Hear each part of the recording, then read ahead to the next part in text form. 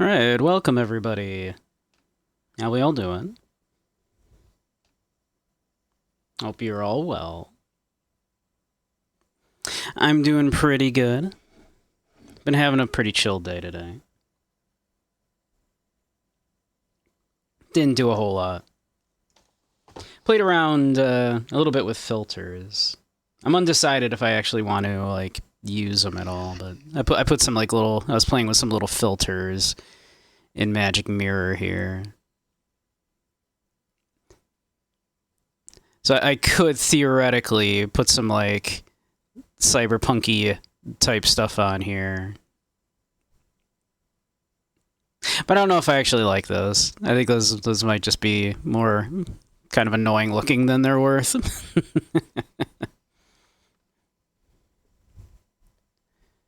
OSRIC 3rd edition dropped and you're browsing the PDF for it. Oh, interesting. Nice, nice. We do, in fact. We can, in fact, glitch ourselves out here.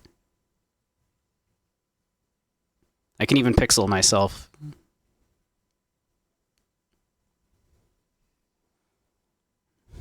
AD&D first ed, but less insane. First edition D&D was so crazy. D&D in general is crazy. But on a related note, yeah, Shadowrun. Talking about TTRPGs. It is, but you still, yeah, it's interesting. It's fun to look back at those old editions.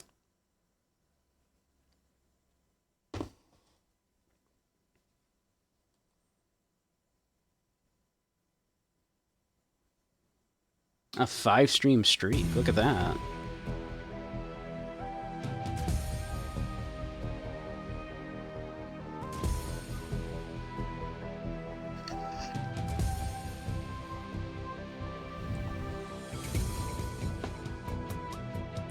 There we go. There we go.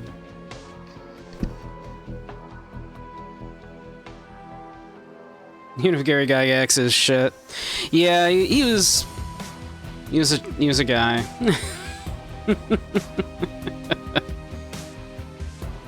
As was Dave Arneson.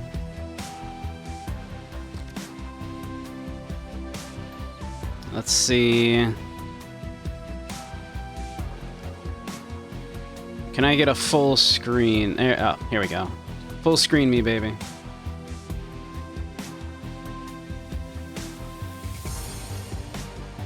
Alright, and it's not locking my mouse? What more could a bunny ask for?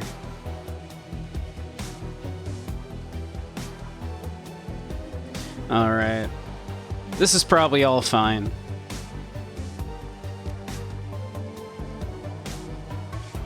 But yeah, what do y'all know about Shadowrun?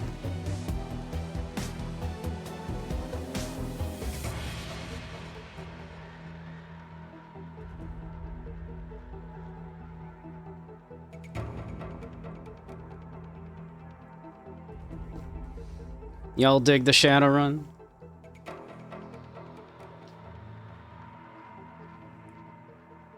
Hey, Necro, how you doing? You've played this one, not Hong Kong. Never. You have played the TTRPG. Nice, nice. You know, it's a TTRPG and otherwise not super familiar beyond seeing bits of the CRPGs. I see. Everything is soy-based. Yeah, yeah. The title of the stream, in fact, is a reference to the save screen in the Sega Genesis Shadowrun game. When you save the game in a hotel, your character says, a steaming cup of soy calf would be real whiz right now. Because real coffee's too expensive, so they drink soy calf. They knew. Soy is base. Soy is great. Shadowrun knew.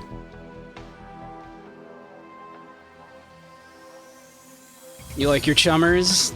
Heck yeah, chummer. I almost said get in here, chummers. That was almost the stream title.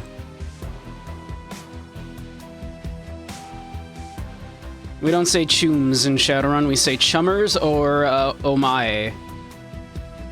Which basically means like buddy in Japanese, but it has like a real rude connotation actually. In actual like Japanese speech, you almost never actually use that word because it's like confrontational.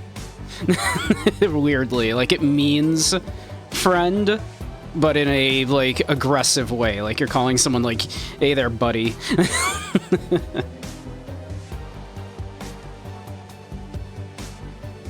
Yeah, I love Shadowrun.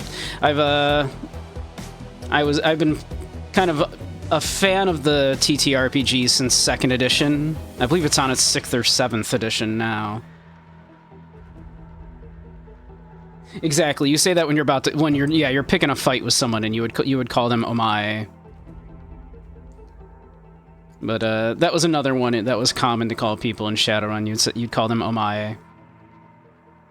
Last you played was like 5th edition. Yeah, I'm an old man, so yeah, I got in back in 2nd edition. Yeah. All right. Dead Man's Switch. Alright, Seattle. Props, portraits, story, new character, supported language. Alright. In the urban sprawl of the Seattle Metroplex, the search for a mysterious killer sets you on a trail that leads from the darkest slums to the city's most powerful megacorps. You will need to tread carefully, enlist the aid of other runners, and master powerful forces of technology and magic in order to emerge from the shadows of Seattle unscathed. Hey Kuvo, how you doing? I don't look a day over 34. Thank you. I am actually told that I still look like I'm in my 30s.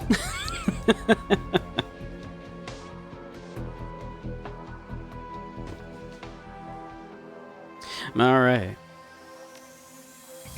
We'll go with normal difficulty, I think. I did play this once a few years back.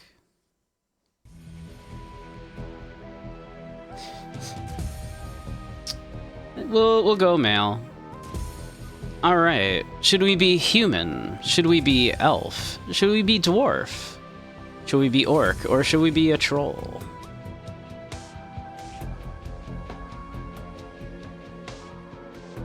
Humans were the only race on Earth until the Awakening in 2012. Now they find themselves the definition of average or even normal. They're still the most populous race in the world and thus control many of the most powerful, moneyed, and important positions today. Elf. Many people, especially other metahuman races, see elves as the most fortunate metahumans. They're more attractive and socially acceptable than the other metahumans. Elves are taller than humans, but have a more slender build. Their hair is usually thicker, longer, and more luxurious than average, and their ears come to a point. Dwarves are the shortest of the metahuman races. To compensate, their torsos and shoulders are wider than their size would indicate. Thus, their strength is equal to and sometimes greater than the larger races. Side effect of their metahuman nature is increased resistance to pathogens and magic that attacks from within. Orcs. Orcs are the fastest breeding race and now are second only to humans in the world population. Their size leads to an intimidating silhouette and a body that can take more physical damage than the average. Orcs have pointed ears and intimidating teeth or tusks. And trolls, the largest metahuman race. Heavy prejudice against them has led people to assume trolls have lowered intelligence, but in reality, there's no proof to this. Trolls have pointed ears, intimidating teeth or tusks, and many have horn-like growths that other metahumans do not manifest.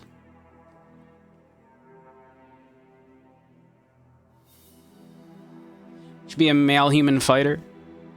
My first time playing, I believe I went with an orc street samurai.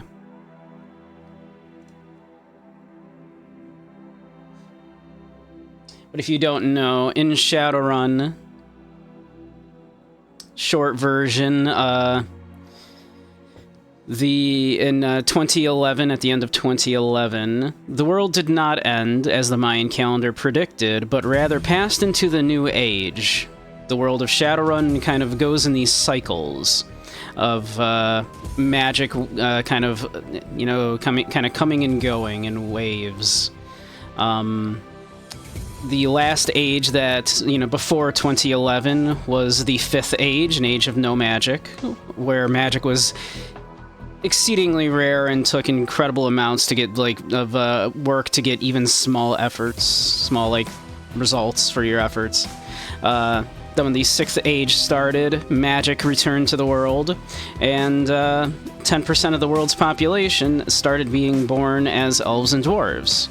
As well as a bunch of other mythical creatures kind of appearing out of nowhere. The most kind of spectacular one being a dragon erupted out of Mount Fuji. Like a great dragon erupting out of Mount Fuji at, like, the stroke of midnight. Me, an internet troll, you know, that's kind of funny.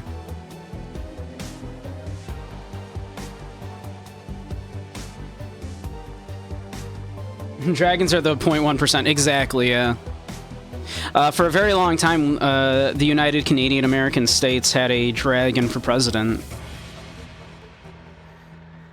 Which is funny because, one, a dragon, and two, he was German. He was a German dragon. Dunkelzahn. But, yeah. Yeah. You'd vote for a dragon for president? A lot of people did.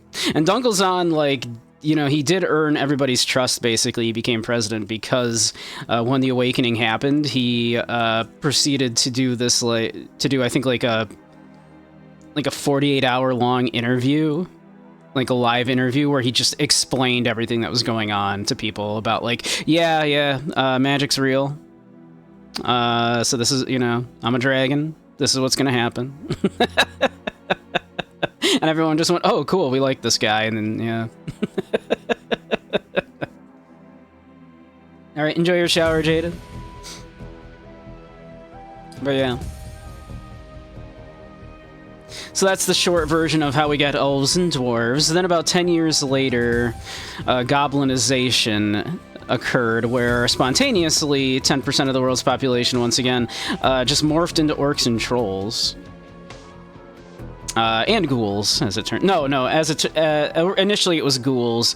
Later it turned out that they retconned it in that ghouls are also suffering from a form of the human metahuman vampiric virus, actually. That's right, if I recall my lore correctly.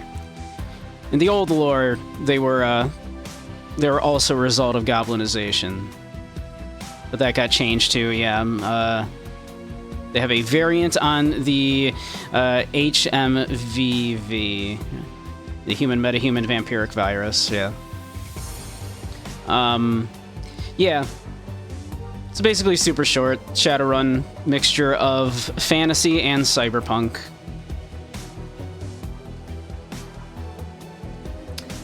Internet troll is kind of funny.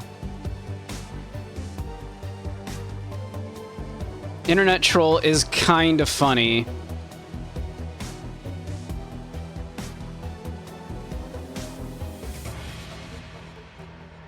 I think it does actually limit our intelligence, is the problem with that. So I think we would not be a very good at what we do if we did an internet troll. But that is very funny. Yes, trolls do have a maximum intelligence of 6 there, yeah. As opposed to 8, 9, 9, 9. Not that, as it suggests, not that trolls are actually, like, stupider than people, but they tend to, you know, kind of just think differently, and often their upbringing leads them to just have fewer educational opportunities.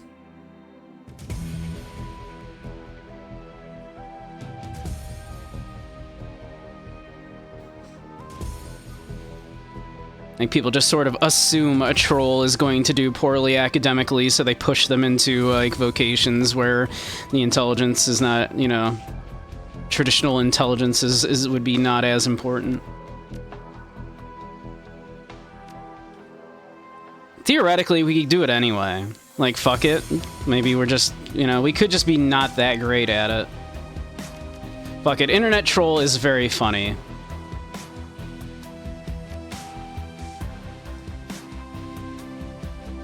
So we should be a troll decker. Deckers use a cyber deck to jack into the Matrix, the worldwide information grid, and the computer network. By projecting their minds into the electronic world, Deckers can find secrets others keep hidden away. They use programs and expert systems to fight off the protections that megacorporations place in the way. Theoretically, we also have Street Samurai, Mage, Shaman, Rigger, Physical Adept. Physical Adept are basically monks, Riggers are the vehicle and machine experts. Shamans are your, you know, basically what it says on the tin.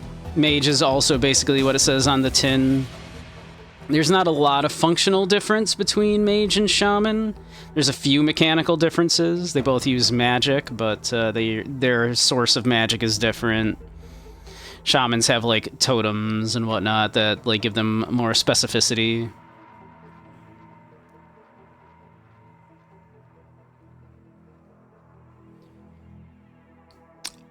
I don't know. Internet troll is very funny.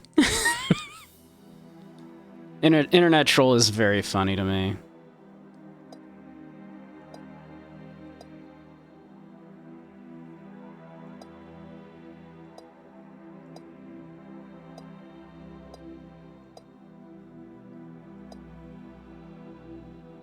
This guy looks kind of cool.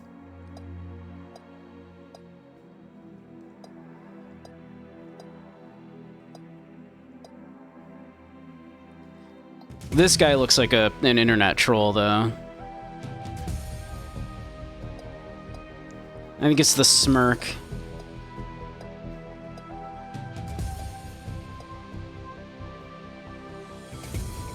This just looks like a dude.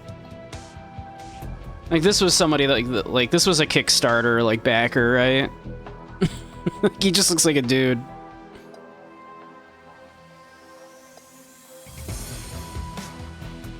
Yeah, let's go with that. I kind of like this guy. You know that guy? Yeah, right? I'm saying. Karma represents your experience characters earn while running the shadows and achieving goals. Karma is used to improve attributes and skills.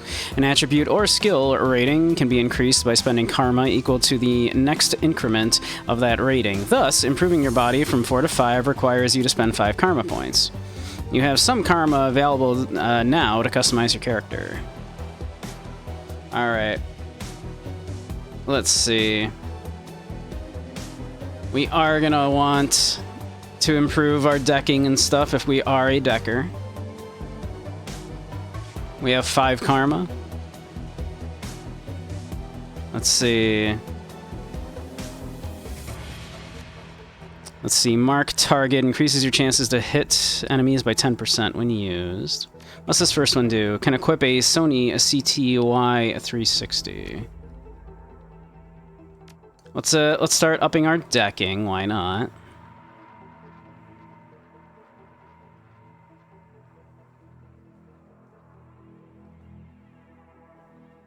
We could maybe do some stuff with drones too.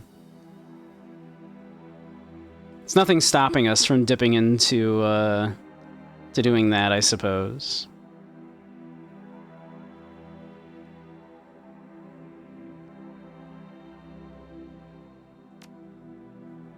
But for now, maybe yeah, we just let's go all in on our decking, perhaps.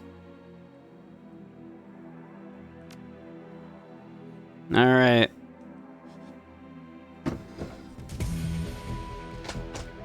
Many runners use a street name, handle, or a working name, names like Halfjack or Lady Z. Others stick to their given name or adopt a nickname. Please choose a name for your character. What else would we be?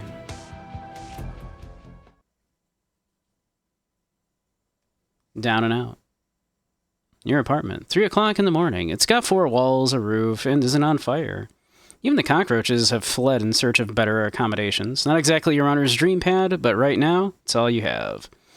Running in the shadows is all about feast or famine. One day, you're a Nova Hot, working jobs that allow you to eat at 5-star restaurants. The next, well, you're here.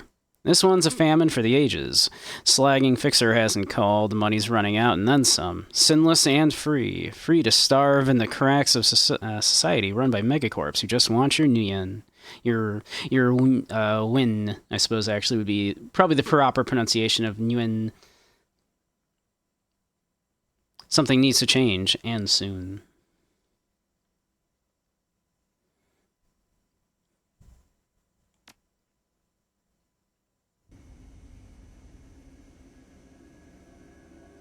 It's always been a little unclear if it's supposed to be Nguyen or if it's supposed to be like a Korean pronunciation in which it would just be Win. It's like Yin but new. Yeah, except like that's actually like a name. Like that's a very popular name in like Vietnam and Korea and all that, right? And it's pronounced Win or Nguyen there. So like, yeah.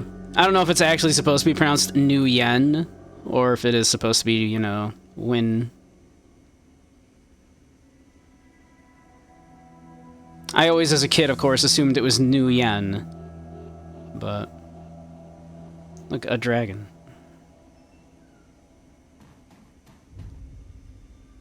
Your computer, state of the art in 2050, broken since 2051. Damn. Slip of paper with your bank balance, enough to cover you throughout the end of the week. Ain't that a mood?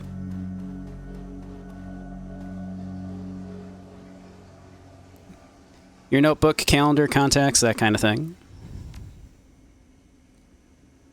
The list is sad, dried up. Carter Detroit, Fixer, no response to messages. Dowd, Runner, dead. Felton Nash, Fixer, missing since February. New Larry, Runner, dead. I want there to be an old Larry. Sam Watts, Runner, probably in a gutter somewhere. Sangoma, Runner, dead. Halfjack, Dealer, retired or dead. The list goes on, all either dead ends, or plain dead. Personal calendar. Aw, nothing. Okay. Notebook, calendar, contacts, that kind of thing. Your VidPhone rings, jarring you. Who's calling at 3 a.m.? The screen leaps to life, making you squint against its brightness. The face on the screen is laughing. Sam Watts. Hey, buddy. I hope I didn't catch you at a bad time. He giggles. He's drunk again, or worse. Shouldn't have given you my comm code, gonk. You're zoned. Or where you been, Sam? I haven't heard from you in months. It's like, you're drunk. Another giggle. Oh, don't bother with your side of the conversation. I'm not really here. Just one reason for this vid. Someone finally geeked me. I'm dead. I probably had it coming. When you're an unsavory character like myself, you tend to associate with other unsavory characters who often partake in unsavory business, like you, for example. So why am I dead? Who knows? Probably my fault. Wonder where you are right now. I bet you hit a big payday and you're living high on the hog somewhere. Some of us are born winners and some of us are me. Hey, you remember that Renraku run when things went to hell and we lost Dowd? Or that makeshift saloon on the docks afterwards? I really had your back that night, didn't I? Dowd. It's a name you haven't heard in a long time.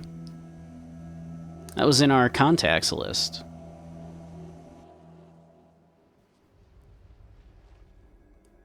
"3 years ago, a makeshift bar on the Seattle docks, the night Dowd went down.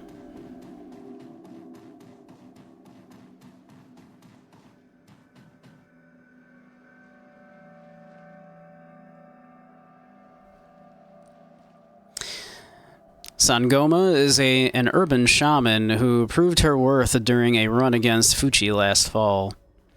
She's the quiet type, an experienced runner. We're out in the open here, Bunky. Ready to bolt? Our fixer owes us for the run after and for Dowd, we wait. Late for another appointment? Sarcasm doesn't suit you. Let's wait for another 5.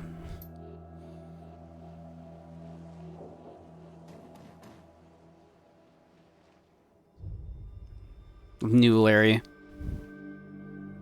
You've been running with New Larry for about 6 months now. He's a combat mage with a bad tattoo and a bad attitude. He knew Dowd almost as well as you did. Dowd, never saw anybody die like that before, idiot. Shakes his head. I hate this fragging city, Bunky. It's wet and the rain feels like acid and I want out of here. Shut your screamer about the rain. We lost a man tonight. We wait for the money. I get it. Now take a chill pill and relax. Sure, Bunky, sure. Whatever you say. I don't know, Bunky. Sam's a good guy and can hold his own in a fight, but he's been hitting the bottle pretty good lately. Never on a run so far, but he needs watching. Shakes his head. That run went sideways 9 ways to Sunday. Now the fixer is late. Smell funny to you? The bastard better show. We need the money. What do you think we should do? Smell funny to you? Hell yeah, it smells funny. Look at where we set the meeting. This was supposed to be a public place. Got the Drex, Sam. We both know why Dowd went down, and it wasn't the fixer or some other paranoid chip dream of yours. I've been waiting for this all night. New Larry has something he wants to say, don't you, Larry? Go ahead, spill it. You were sloppy. He laughs. Sloppy? You think I was sloppy? You've been twitchy all day, son. Look at your hands. They're shaking. Own up, Sam. If you screwed up, admit it. You've been drinking, Sam? Is that true, Sam? Did you miss a beat back there? No, Bunky, I didn't miss a beat. I was on my game the whole time. Remember, I was on point. New Larry was supposed to cover Dowd. Something dawns on him. He leans in to New Larry, amused and dangerous. We were set up, and he knows it. Don't you, Larry? What was that call you made before we hit Renraku? How come you didn't geek the guy before he unloaded on Dowd? I've seen you fling a lightning bolt, son. He should have been burnt toast before his gun cleared the holster. New Larry checks his watch, licks his lips, looks over his shoulder at the darkness. He's looking for someone, and it's not the fixer. Okay, I see where this is going. You chummers are damaged. I'm out. Did you keep us here long enough, Larry? Hands where I can see him, asshole? Or how much did they pay you to sell us out, Larry? He stops and a smile slowly appears on his face. Honestly, didn't take much. Just enough to get me back to Portland and set up with a Kush Corp job. I'm out of this racket. We've got incoming. New Larry relaxes and throws you a Drek-eating grin. Looks like my new Renraku friends are finally here. They're gonna take the hard drive off your corpse, buddy. We should choose our friends more carefully, Bunky. At least we have each other. The guy was never my friend. Buy you a drink after this. Let's not encourage his drinking habit. At least we got each other. You'll miss me when I'm gone.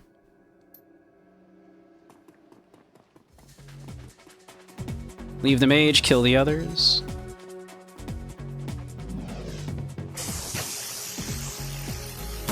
Ow.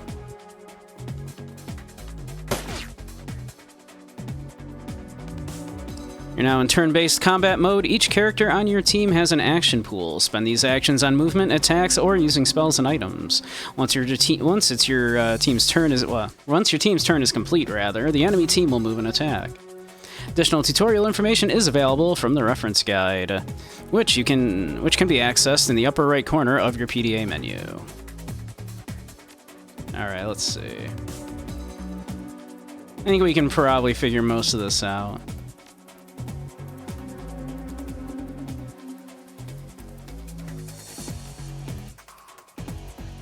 Let's see.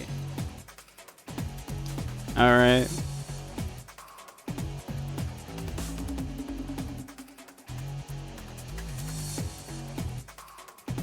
What do we got here?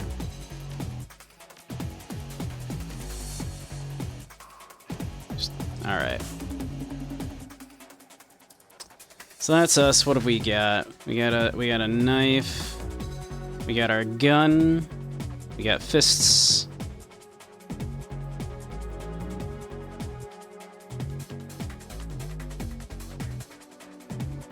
Let's see.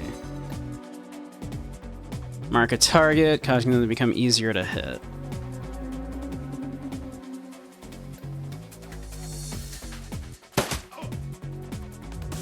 Oh. Did that not,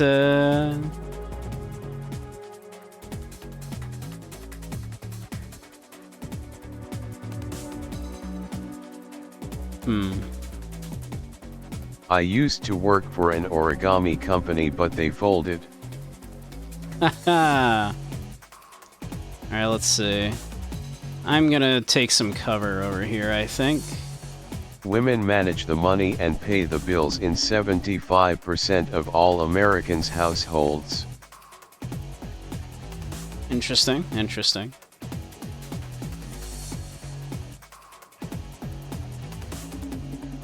Let's see. Sam's got, let's see. Spray and pray or burst fire? Spray and pray is more of an attack area of effect. Less chance for critical, may hit adjacent characters. Yeah, no, we'll just go with that.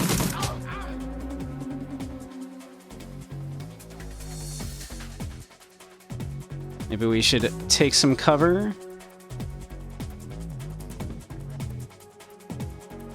And finally, let's see.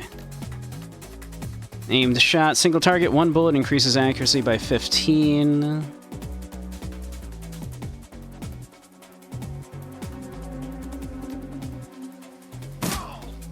There we go, Larry's down.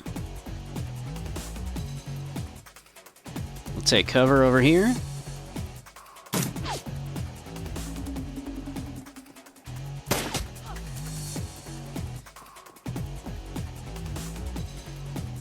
That person just ran right out into the open here.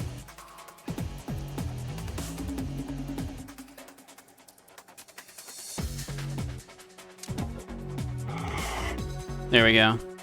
We marked them. Much easier to hit now.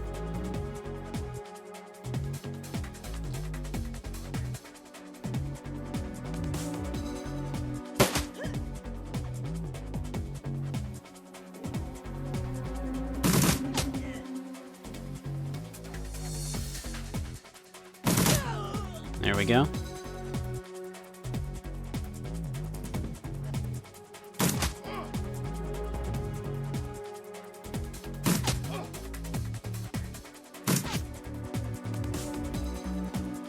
Oh, shit. You got more people coming in. Not ideal.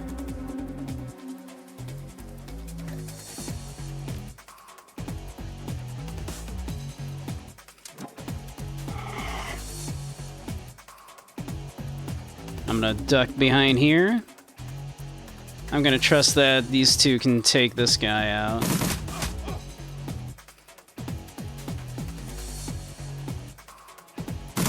Probably good there, yeah.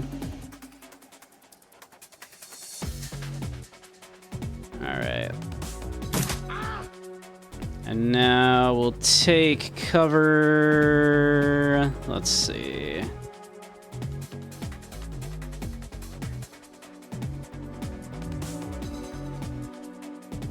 Not very good cover right there. Not very good cover.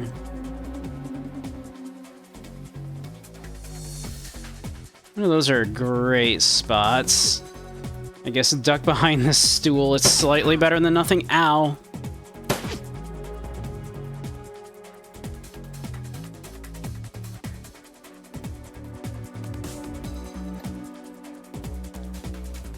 Mark you.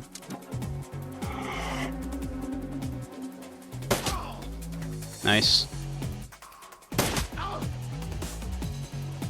Jeez. More of them?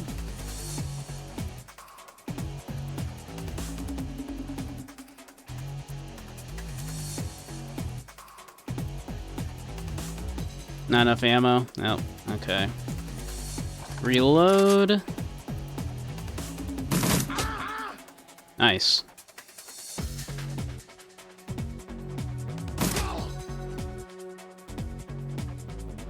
Alright, they're dead.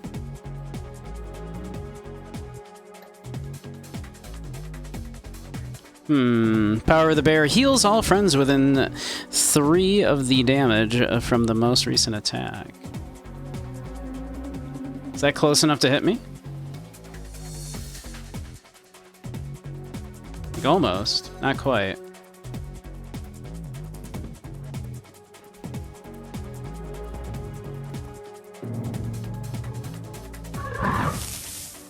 No.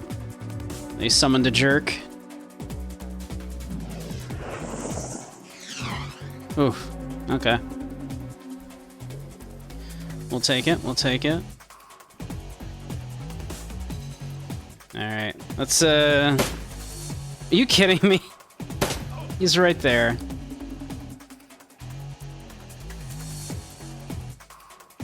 Alright, yeah. Pop over here. Yeah. Heal us all. Why not?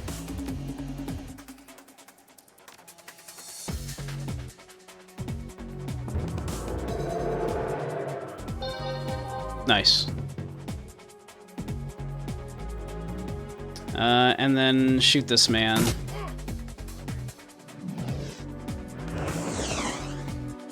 This mage is not doing a very good job.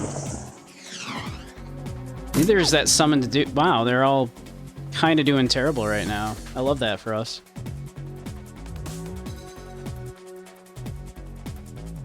Let's see. I'm gonna shoot this man. I'm gonna miss. I'm gonna shoot this man again. Okay. Sam, shoot this man. Oh my god. The misses.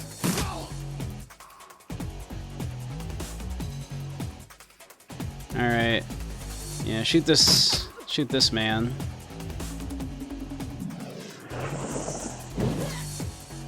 Damn, that was a lot of damage.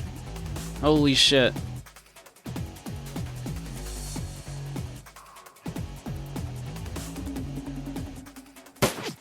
Oh my god, I cannot. Oh my god.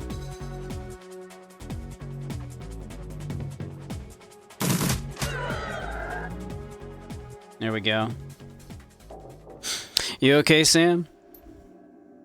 That was a hell of a thing. Sam's breathing is heavy, and he looks shaken. Part of life, Sam, you know that. You did good. You don't look so good, Sam.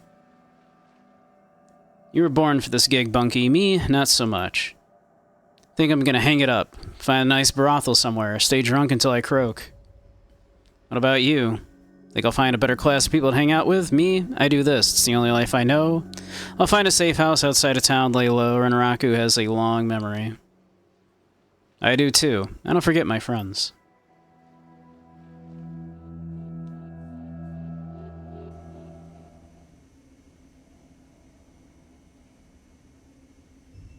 You stare at Sam's face on your comlink. Shake off the memory. Focus. I had your back that night, didn't I? Now I'm asking myself, who would care if I die? Who would give a rat's ass? Better or worse, you're the name at the top of the list. Maybe it's the only name on the list. So I set up a dead man switch to send you this call. Got 100,000 yen insurance policy, payable when you find who creased me. Alive with a conviction or in a body bag with justification. Either works. I mean, that's good money. Contact my law firm, Rogers, Mengert, and McCain, when the job is done. They'll know what to do. He turns to his left. Chet? Camera swivels to show a well-dressed man sitting next to Sam. Pursuant to Mr. Watt's wishes, Rogers, Mengert, and McCain has installed a secure dedicated phone line, so you may contact us directly when the task is complete. We will then begin a verification process. Note that you must also be on a secure landline to access this number. We will not accept transmissions from comlinks or other devices. Camera swivels back to Sam. Sam straightens up, talks seriously first time. Look, Bunky. Led a Drek life, and I probably left a Drek corpse. I've hurt people, hurt myself, I don't know. Maybe I just want the last word. Maybe I just want someone to give a crap that I sucked air for a while. What do you say? I'll get to the bottom of this, someone will pay. I'd say I've traded a drinking buddy for a paycheck. I'd say my schedule is pretty clear right now. 100,000 win buys a lot of drinks. I'd say my schedule is pretty clear right now. I hope you just said yes. I was going to say, like, this is a recording. Doesn't matter what we say. Got a locator chip slotted in my head these days. When my heart stops, it'll activate. That's how you'll find me. See you on the slab. Guess I'm heading back to Seattle. Rest in peace, Sam. See you in Seattle. Well, Seattle can't be any worse than this. Guess I'm heading back to Seattle.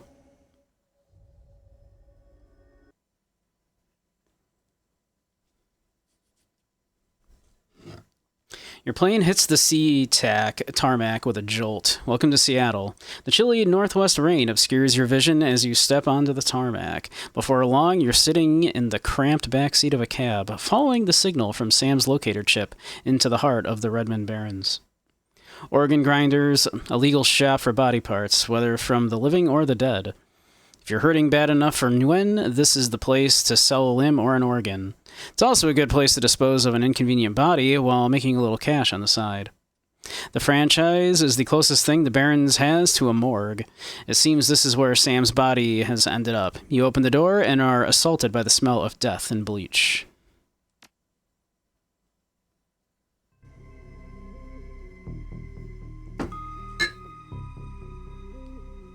Ask the coroner about Sam Watts. I'm in the back. The smell of death and decomposition wash over you, only slightly masked by the minty fake fresh of industrial-grade antiseptic.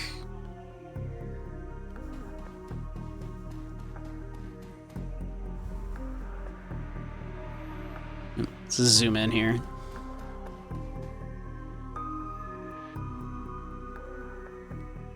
Hovering over the recently departed is a small dwarf whistling a tune. His broad grin says, "I love my job," a little more than you'd want or expect from someone in the chop shop trade. As you approach, he looks up with a lopsided grin. There's something kindly in his eyes, though it might just be a stray reflection of chrome and surgical tools. Sorry, didn't expect any visitors at this hour. And some asshole at corporate took my receptionist. What can I do for you, sir? You the coroner? I'm John Dresden, the organ grinders branch manager here. So yeah, that makes me this franchise area's coroner too. And you are? Bunky, I'm here about Sam Watts. Bunky, I represent a man named Sam Watts, and I'm here to look into his murder. No one you've ever heard of. Now tell me about Sam Watts. Yeah, no one you've ever heard of. Fixes you with a hard gaze. Careful, friend. I can have Lone Star here in 2 minutes. Now, what makes you think I know anything about Sam Watts? Sam had a locator chip embedded in his skull. I followed it here. I see. Well, you're right. He's here. Not too many people know about the murder yet, though. The press hasn't caught wind of it yet, what with it being all the way out here in the Barrens. So, who told you he was dead? Sam did. When his heart stopped, 100,000 yuan was wired to a secure account in my name. I find the killer, I get paid. Sam's digital ghost. When his heart stopped, I got sent a recorded message asking me to bring his killer to justice. Guess he had a hunch. We care a little bit about Sam. It's not just about the money, I think. I think we care about Sam. The dwarf raises his eyebrows, a smile wiping the suspicion from his face. A dead man switch, huh? Fascinating. I was working on him. He's still over there.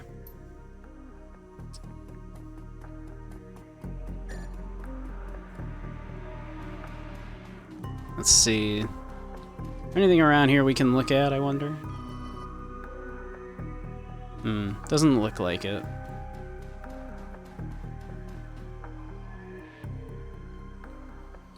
He's my second Emerald City Ripper victim. The third one was downtown. Ripper, huh?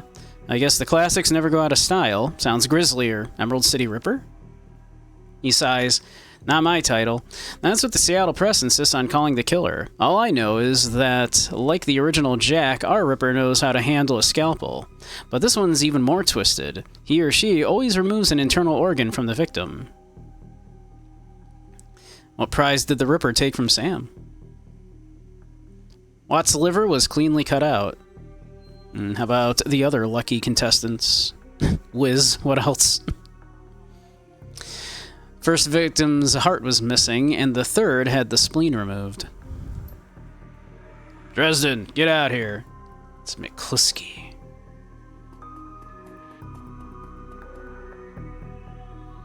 Hear about the new Ripper, Vic. Sam Watts. Well, take this opportunity here. Sam's body is half covered by a sterile surgical sheet, his face an ashen white for the first time without a smirk on it. Below the chest, there's a small pencil-thin incision covered in dried blood. Beyond that, the corpse is immaculate. It would seem that the killer knew exactly what they wanted from him and took it. Next to Sam are several plastic envelopes containing the evidence found on his body. You can examine evidence through the bag without spoiling it. Business card. Moving things around, you can make out that it's a card from a place called the Seamstresses Union. There's something handwritten on the back, but blood has made it illegible, rather. Hey, look at the cred stick. It's a standard, cheap, unsecured cred stick. No way of knowing what's on it without slotting it. Take the cred stick. You slot the cred stick into your PDA, 300 yuan is added to your account. Look at the purple shirt. It's Sam's shirt. Several of the buttons are missing, and blood has thoroughly soaked it. The bag sloshes a bit in your hand. Lovely. The handwritten note. Can only see part of the note given the torn off bits and bloodstains. Sam, I feel terrible that we have been long. To say I'm sorry. See you there. Love, Jessica. Alright. That's just, a basic med kit. Alright, cool.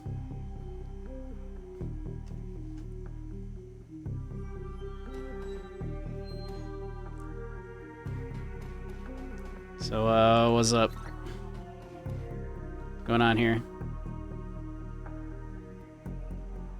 Towering over the diminutive coroner is a homicide detective right out of Central Casting. If you ignore the tusks, pointed ears, and Neanderthal brow, you can smell his cheap aftershave from a mile away. So this new Ripper, Vic Watts, name's familiar. Didn't his mother kill herself a while back? The coroner frowns. So you insisted at the time. Come on, she offed herself. I had it on very good authority. Now let's go, Dresden. Give me something to work with here. The Ripper case is my ticket to a lieutenant's badge. I already posted everything I know. The killer stuns the target with a combination of drugs and magic, then removes a single internal organ while they're still alive. The perpetrator is most likely right-handed, with a slim hand that knows its way around a scalpel. Has a decent understanding of human and metahuman anatomy, too. So I'm looking for a whacked-out surgeon. Not necessarily. I don't know any surgeons who still use scalpels anymore. These days, it's all done with computer-controlled lasers. Could be anyone, from a military field surgeon to an antique medicine aficionado. You're no damn help, dwarf. The Lone Star detective finally notices you. You note his superhuman powers of observation. It's kind of hard to miss me. I am huge. The hell are you? None of your business, Lumpy. His face contorts in a hideous snarl. You're funny, troll. Maybe. Yeah, we'll find another time to do this little dance later, you and me. Looks back at the dwarf. Dresden, get me more. I'm putting someone in a cell or a box this week and claiming my promotion.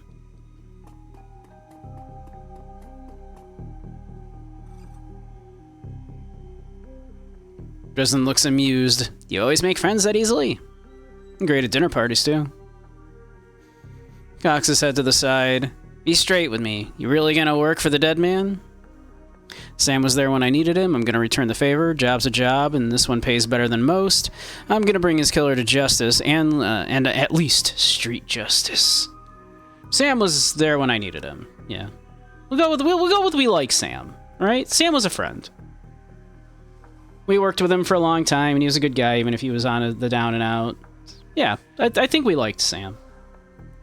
Fascinating again. Detective McClutsky isn't interested in anything but Detective McClutsky. He'd convict his own mother if it meant another 10 yuan a week in his paycheck. Plus, he's on the take. Dresden pauses, considering. You have honor, after a fashion. I try to honor the dead in my work, so we have that in common. What can I do to help you? On the take, who's paying to hold his leash? I don't know, but someone with some major pull has been looking out for McCluskey's career and wallet.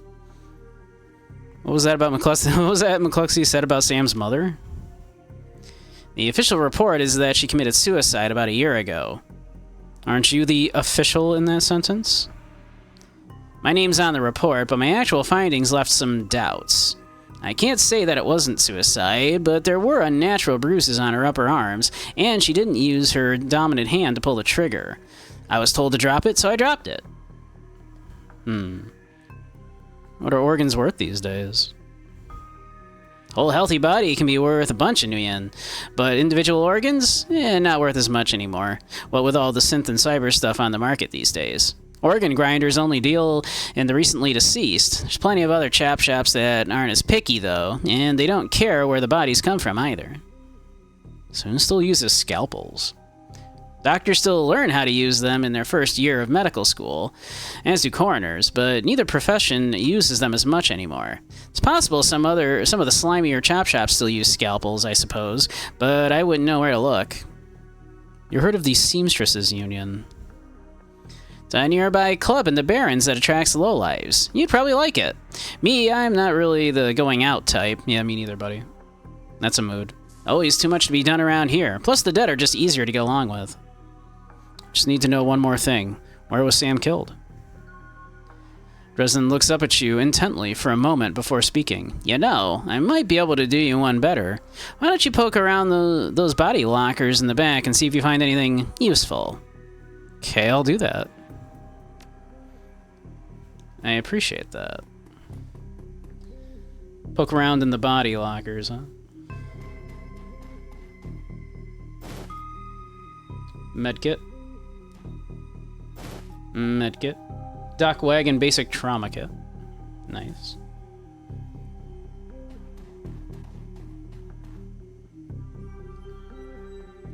Cold storage drawer is labeled John Doe, but the internal thermostat is set to 21 degrees Celsius.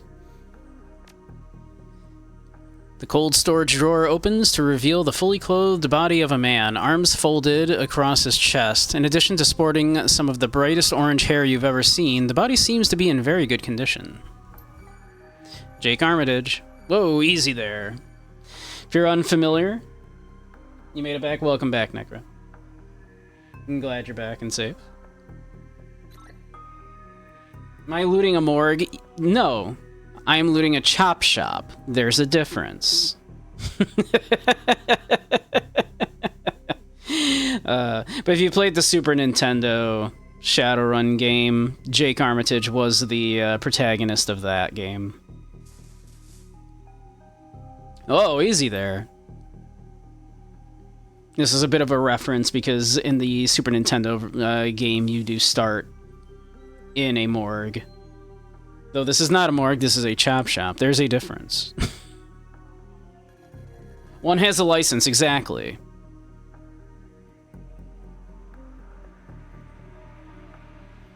In one quick move, he jumps down from the drawer and stands before you. For someone who just woke up in a morgue locker, he seems unfazed and pretty well put together. You spot a data jack drilled into his temples and some shamanistic tattoos peeking above his collar. An interesting combination. Yeah. You, in this Super Nintendo Shadowrun game, Jake was both a Decker and a shaman, a dog shaman. And, usually that is not a great combination in Shadowrun because cybernetics interferes with magic. But in the Super Nintendo game, it just didn't matter. they just went, never mind. They didn't actually worry about essence in the SNES game. It's still a very good game, but it takes some liberties with how Shadowrun works. Told John to wake me up at 6 in the morning. Is it 6 yet? Doesn't feel like 6 yet. Sorry, I didn't expect you to be alive. What do I look like, a damn alarm clock? Or you were just sleeping in a freezer. A freezer for dead people? Don't tell me you haven't considered it. Cheaper than a coffin hotel, and the service is just as good. He chuckles. Well, so much for a good night's sleep. On the plus side, I noticed you haven't killed me yet, so that's good. If you aren't after me, then what's your story? The latest Ripper victim, did you know him? I'll ask the questions. What the hell were you doing in a morgue drawer? Looking into the death of Sam Watts. The coroner seems to think you can help me out. We'll go with that. Sam, huh? Glad somebody cares. We used to drink together every now and then over at the Union. Decent enough guy. Always in trouble over something or another, though. Jake yells towards the other side of the room. John, is this guy cool? Yeah, he's on the level. Working for Sam, believe it or not. Some sort of dead man switch. I thought you could help him out. Maybe even stop moping around the shop all day. Thanks for volunteering me. Pauses. Might be sizing you up, but it's hard to tell behind those shades.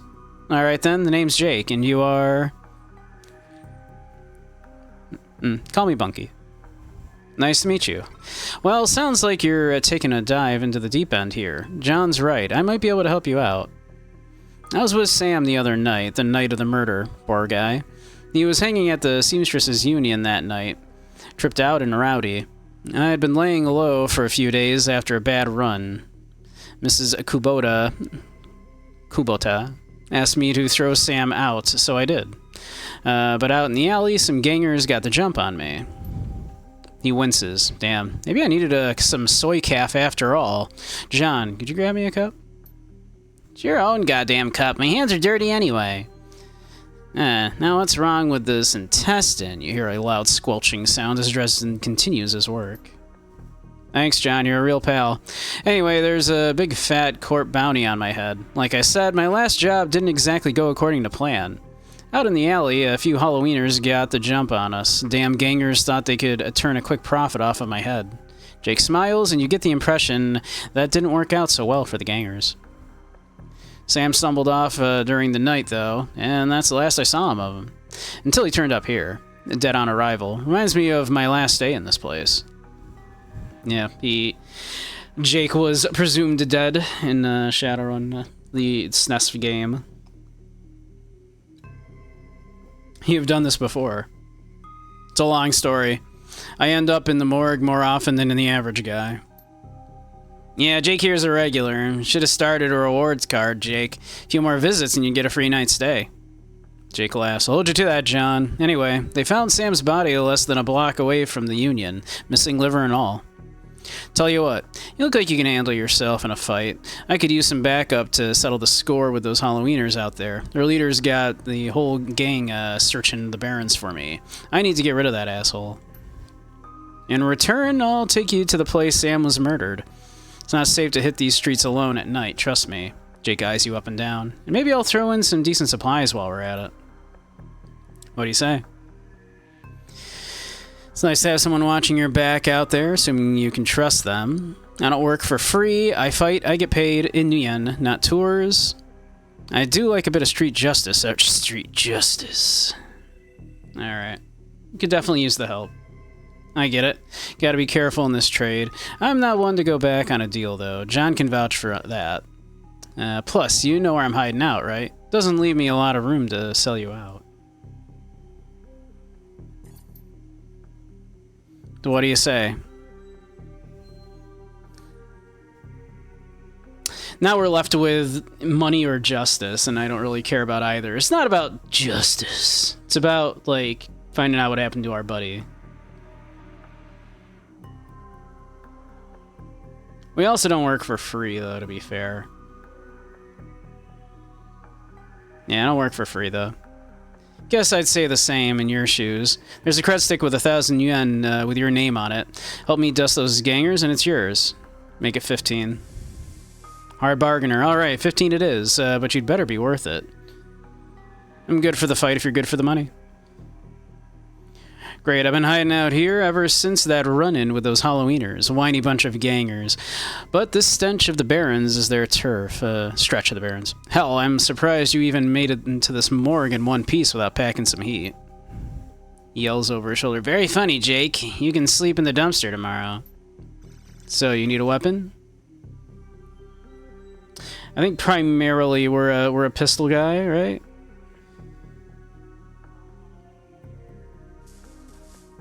Let's see, let's check our stats real quick, huh?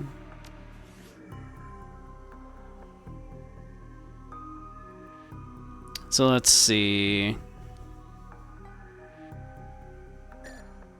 We kind of got nothing in anything, huh?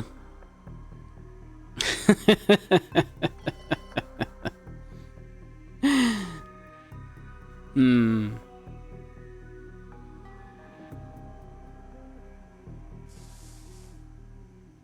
I forgot to learn. I'm an internet troll. At your request.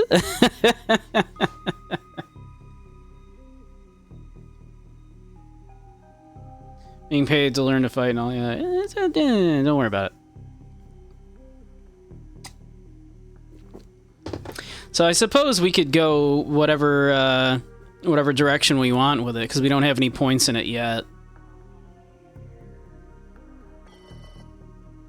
Should we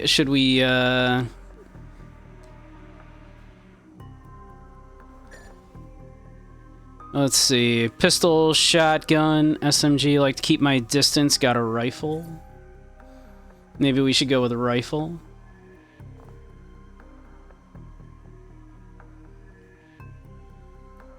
Pistol is what we had in the tutorial. But yeah, we have no points in, like, anything at the moment. So we could kind of go any way with it. Am I good at taking hits? We are kind of tough, because we are a troll. Like, we have 40 hit points, but, we're not going to be upping that much also, right? But we do have a 4 in body at the moment. But then we can also dabble in getting, like, cyberware and stuff also, because there's nothing stopping us from also getting a bit cybered up. Like, we can sort of, of course, dabble in both. We'll be an internet troll that can also handle themselves in a fight, unlike most internet trolls.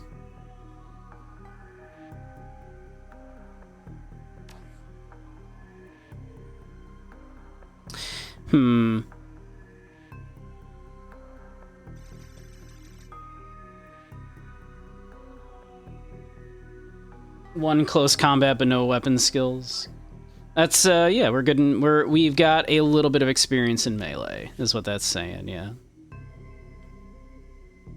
So, like, that is a generalized, like, we have, like, 1 point in close combat that covers both melee weapons and unarmed.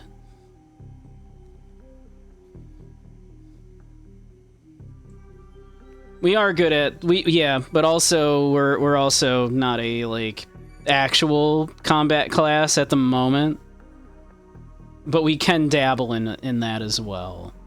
So I'm debating if we should just take rifle and try to keep our distance.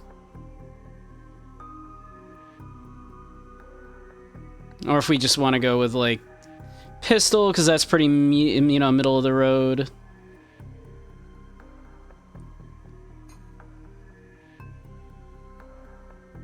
Let's try the rifle. You don't like library windows, do you? Never mind, here's a rifle you can borrow. That's that, yeah. In the SNES game, you are frequently getting shot at by by people from Windows. Thank you, Andy. Alright. Alright, just a minute. Tell me some more about these gangers first. Thank you, Andy.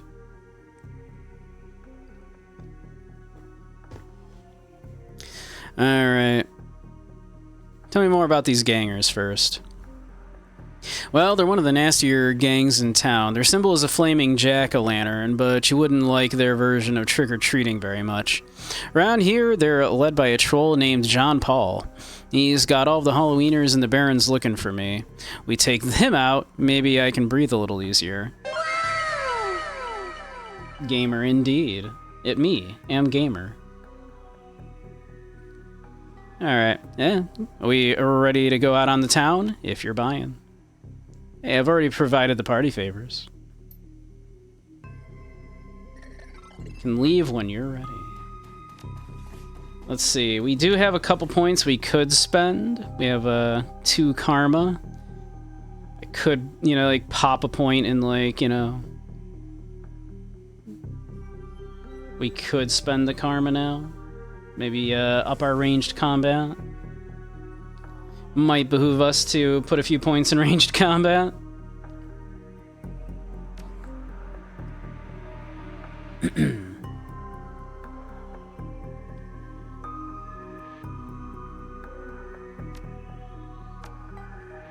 We'll probably want that. Let's see, what would one level of rifle get us here? To hit by 15, cooldown of 3 rounds.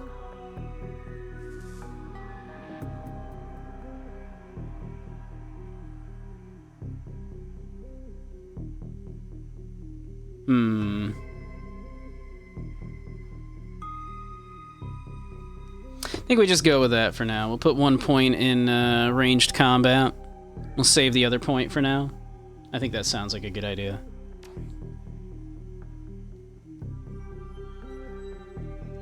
Alright. Nope, nope, don't. Over here. Come on. You can do it. Believe in you. Alright, let's do it.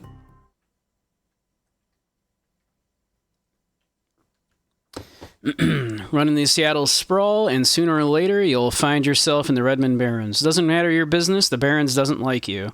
Take 1 part radioactive wasteland, 3 parts dog-eat-dog slum, and a dash of tourist trap, and you've got a recipe for mean as hell. You leave the sanitized death and formaldehyde of organ grinders behind, entering the anarchy and desperation of the streets. Jake stops a moment to breathe deeply, filling his lungs with motorcycle exhaust, radioactive dust, cordite, and who knows what else. He exhales with an expression of wry contentment. The stench and grime tell him he's home. My stash is just around the corner in the alley. Good to know. There's the bus stop. How would I know, buddy? You think I know?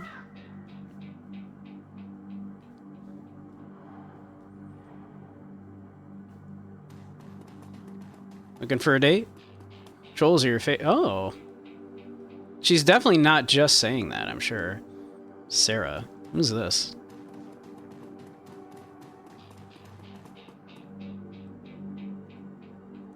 Her clothes may be dirty, but this woman is far from downtrodden. Hey, not that it's my business, but I wouldn't go that way. Why, what's going on? Just some Halloweeners stirring up trouble again, she points to the south. They rode in this morning on those fancy bikes, set up camp in the old street market. They've been marching up and down the streets all day, shaking down anyone who wanders past. Typical, well, odds are we're the guys they're after. Anything else I should know about the gangers? Well, their leader's a big old troll named John Paul. Real piece of work, even for a wiener. Wiener. Yep, that's him. Jake checks his pistol. Sounds like a friendly bunch. Are you going to be safe out there? They're going to be in for a rude surprise. You might want to clear out before the shooting starts. Thanks for the heads up. Thanks for the heads up. No sweat. No sweat, chummer.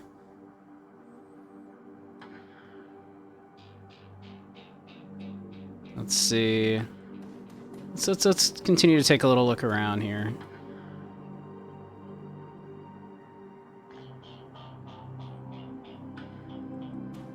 I suppose we could just go right for, watch out for those gangers. Yeah, we will. Maybe I should save.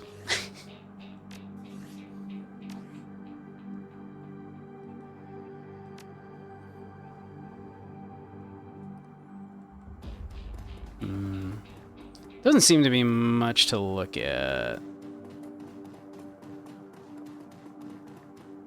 Just need a fix. Bobby. Hey, chummer. Got some tasty morsels for you. Just what every well-dressed Shadowrunner should have in his back pocket. Let's see what you got. Combat stim. Nitro. Alright. Drug dealer. Cool. Good to know. There's a seamstress's union, which we do need to check out, but I guess let's go do the thing we're supposed to do first. It seems like that, you know, seems like Sam had a business card from that place on his person. Magic shop. Commerce is like a weed, taking root in the cracks and crevices of the world wherever it can. A small street market has flourished here, amid the crumbling buildings of the Redmond Barrens.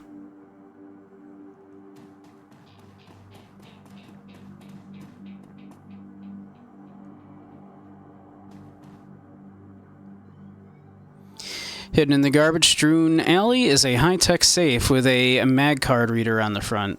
Open the safe with Jake's mag card. With a smooth hiss, the safe opens to reveal a collection of gear that is the perfect match for your skills. You take the gear. What a quinkydink. Oh, well. Hand over the loot, bozos. Ow. That was exceedingly rude of you.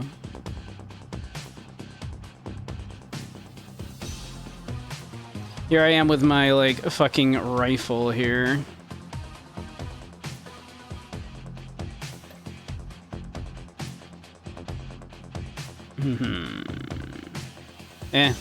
Let's just shoot this man.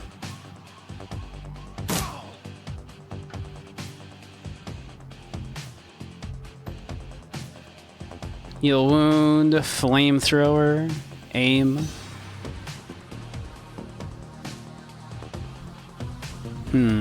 Line of fire. Probably don't need to use that at the moment.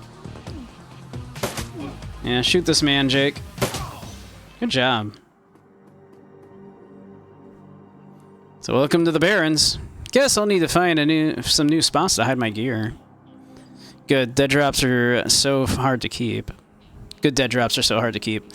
Same dreck in every city these days, or so I shouldn't invest in real estate around here, huh? Only by the hour. Hey, you've seen where I stay the night. Now that you've got some gear, let's go deal with those Halloweeners. Let's see, what do I have? A cyberdeck, an AK-97.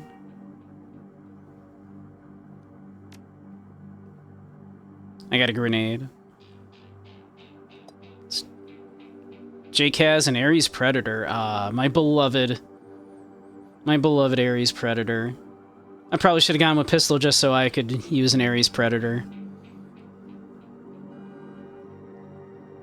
The Ares Classic is considered a premier heavy pistol. Ares Predator, my beloved.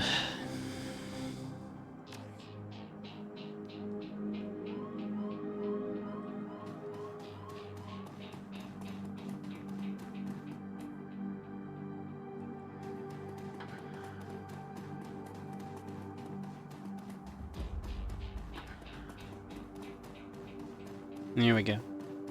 Let's check this out. Hey, asswipes, take another step forward, and we're gonna plant you right here. This is the Halloweener property now.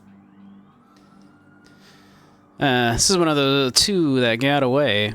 If I hadn't missed my shot, these idiots would have given up and moved on by now. Oh, wait a minute. You're rolling with Jake? Bad idea, chummer. The Halloweeners are collecting that bounty. And killing you? Well, that'll be a nice bonus.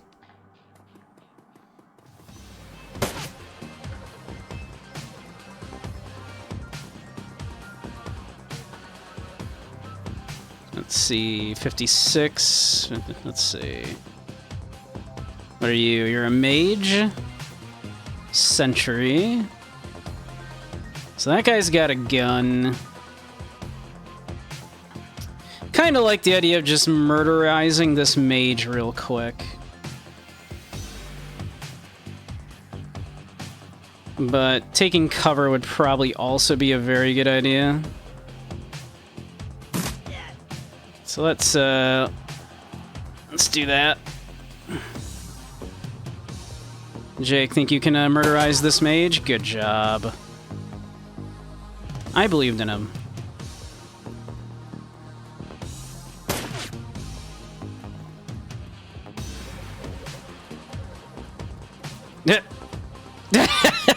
Guy changed his mind, apparently.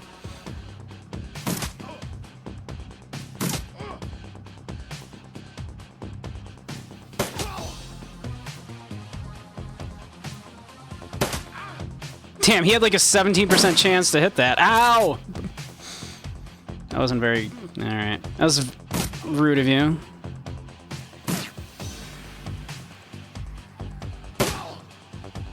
Nice.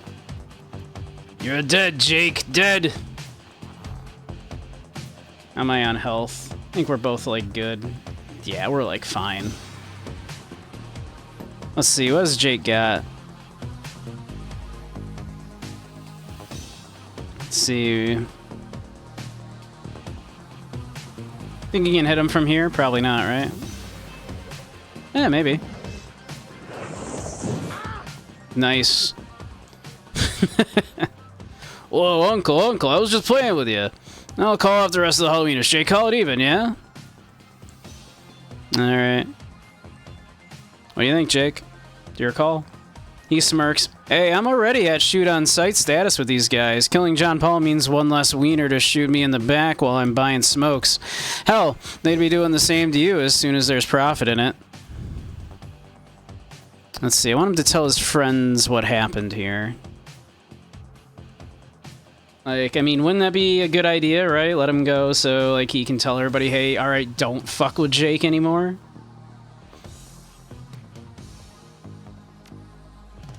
How naive. No, maybe it'll be worth it to see him running off with his tail between his legs.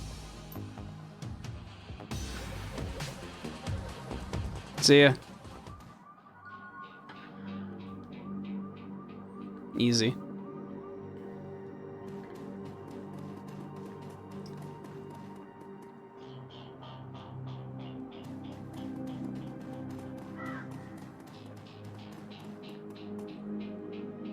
Dan the Donut Man.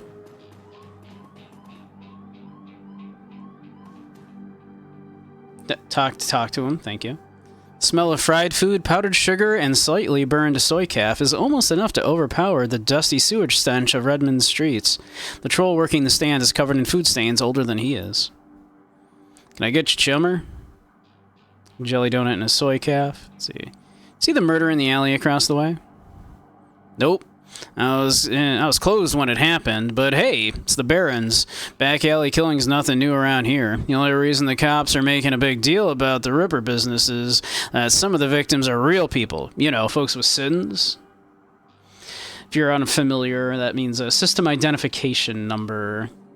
Shadowrunners and the like lack an official system identification number, so as far as the system is concerned, they don't exist. Can you tell me about the Barons? The Barons? Hell, if you have to ask, you probably shouldn't be out here. This stretch we're on is called a Touristville, though, and I suppose it's the closest thing around here to respectable. Fewer muggings, and you might even survive drinking the water if you're lucky. Wouldn't recommend it, though. Scratches his armpit. Alright, see you around.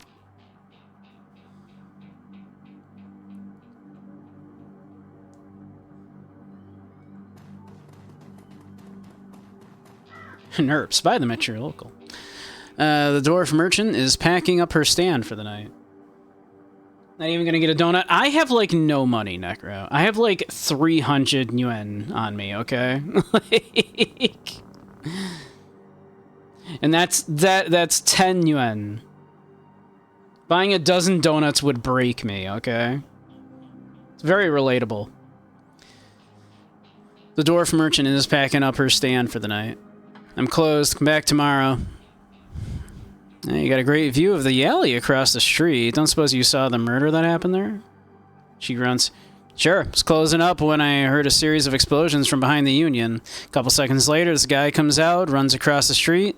Didn't get a good look at him. Then all of the lights in the alley exploded all of a sudden. Things got pretty quiet after that. And let me guess, you didn't go running over to see if the guy was okay?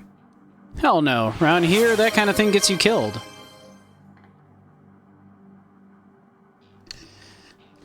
Water. We have no water here, but I do have tea. And Coke Zero. I will have some tea. Well, thank you. How you doing, Pukeo?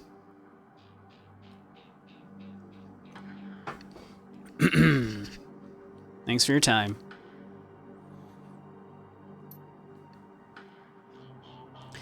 Alright, let's see. We're heading down this way.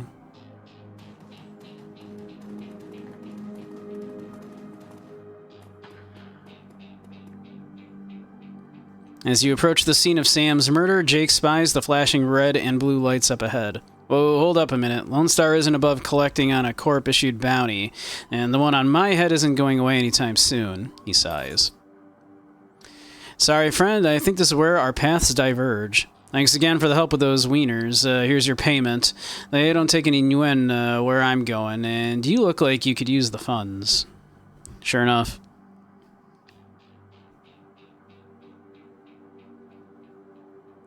How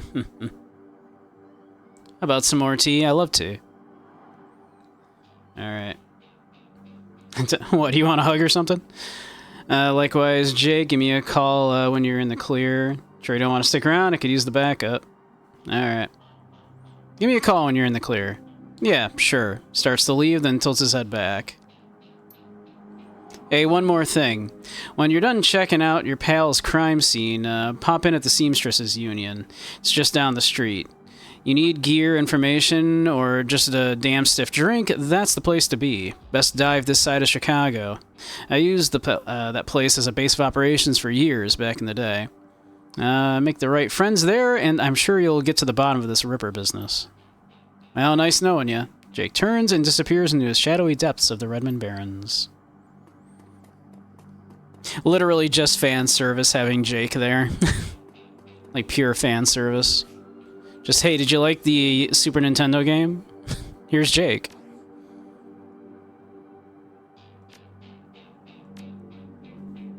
And the answer to that is yes, I did like the Super Nintendo game, so, we appreciate it. Let's see. Are we gonna want to up our ranged combat again? Maybe? We'll see. Probably before too long. It will probably behoove us to do so.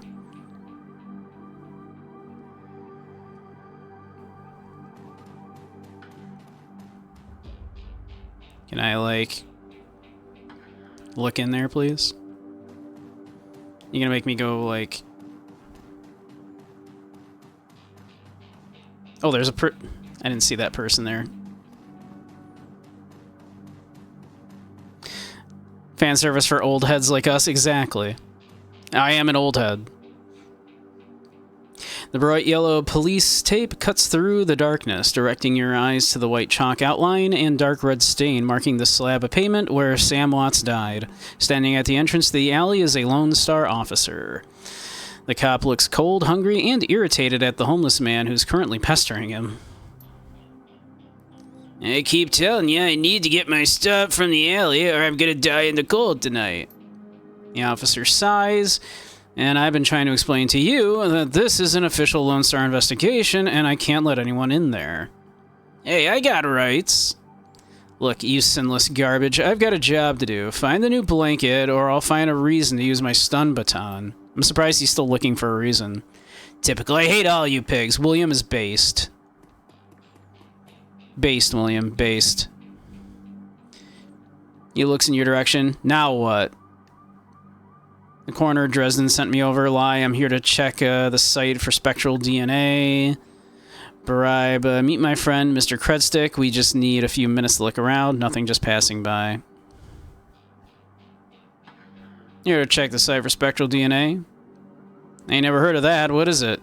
Yeah, this is a brand new thing the forensic guys are using. I don't totally understand it, but it's the ectoplasmic residue of a magic attack. Need to take some ecto scans of the site. You think I'm stupid? I go by the book, or I don't get paid. There's nothing in the book about that bulldreck. What's up, buddy? What's up, buddy?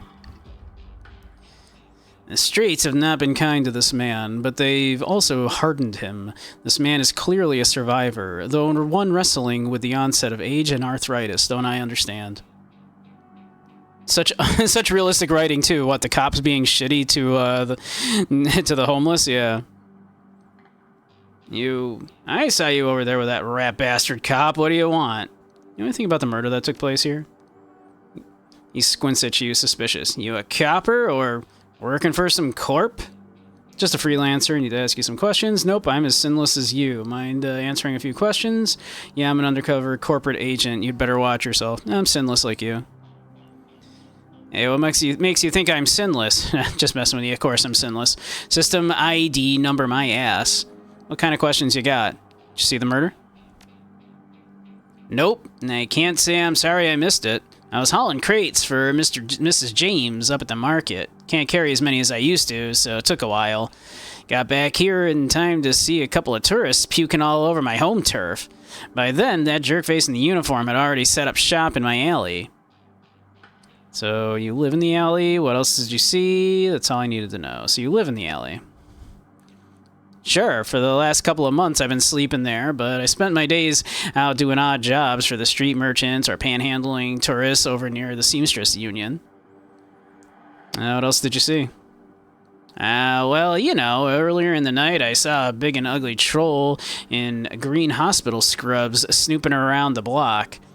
He bought some donuts and 2 cups of soy calf off of Dan over there. Seemed nervous, and he did everything with his left hand because his right was all screwed up with some cyberware. You tell me more about the troll's cyberware. Well, it was big, and I think it must have had some hospital attachments because I saw some needles. It was a lot like one I saw back in 44 when I got captured by elves. They did all sorts of experiments on me. Let me tell you, I never trusted one of them cyber people. That's all I needed to know, thanks. See you around. Imagine, right? A cop. And not, you know, to be fair, like Lone Star aren't even like cops. They're a private security force captured by elves. Yeah, you know, it's Shadowrun. All right, do we just bribe him? Coroner Dresden sent me over. Doesn't mean jack to me unless someone's radios me with an update. My orders are nobody gets in. Do we just... Got it, Chief. Can't believe I had to pay this man. Amidst the shards of glass from the broken lights, you find a small piece of glass which looks like the bottom of a test tube.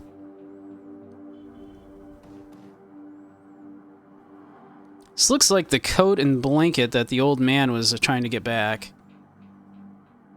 Pick them up. As you pick up the bundle of cloth, a printed receipt falls out from beneath the folds of the blanket. It's a bar tab receipt from the Seamstresses Union, dated 2 days ago at 3:02 a.m., right around the coroner's reported time of death. The customer, Sam Watts. The server's name is listed as Coyote.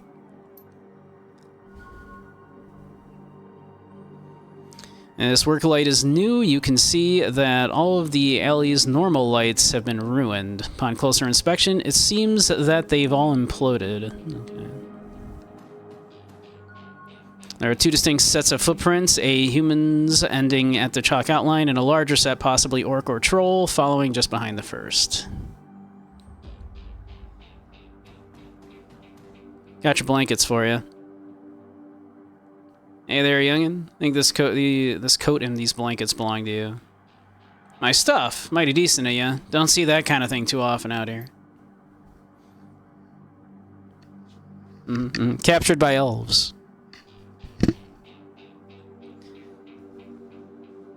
What were those elves doing? Who knows? Just elves. Don't worry about it.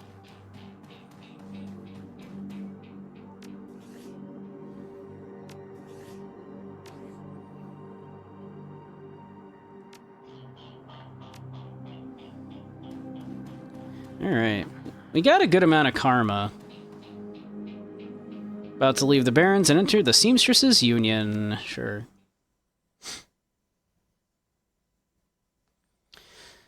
Relative to the rest of the Barrens, Touristville is a neon-clothed oasis. At its heart is the Seamstresses Union, housed in an old brownstone building on the corner of Illegal and Opportunity. Bums huddle together, gangers strut the streets, and the occasional salaryman comes slumming. The Union building has been retrofitted, rebuilt, and restored so many times that it's like an aging starlet wearing too much makeup in an attempt to stay young. The wild ivy growing out of the gutters adds to the effect. As you enter, the murmur of hushed conversation washes over you. The dive bar denizens raise their heads, take your measure, and then go back to their business. This is the kind of place where everyone knows your name, but keeps to themselves. Sometimes you wanna go.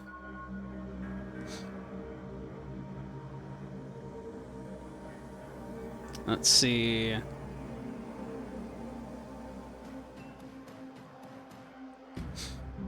I said talk. There we go. Cherry Bomb.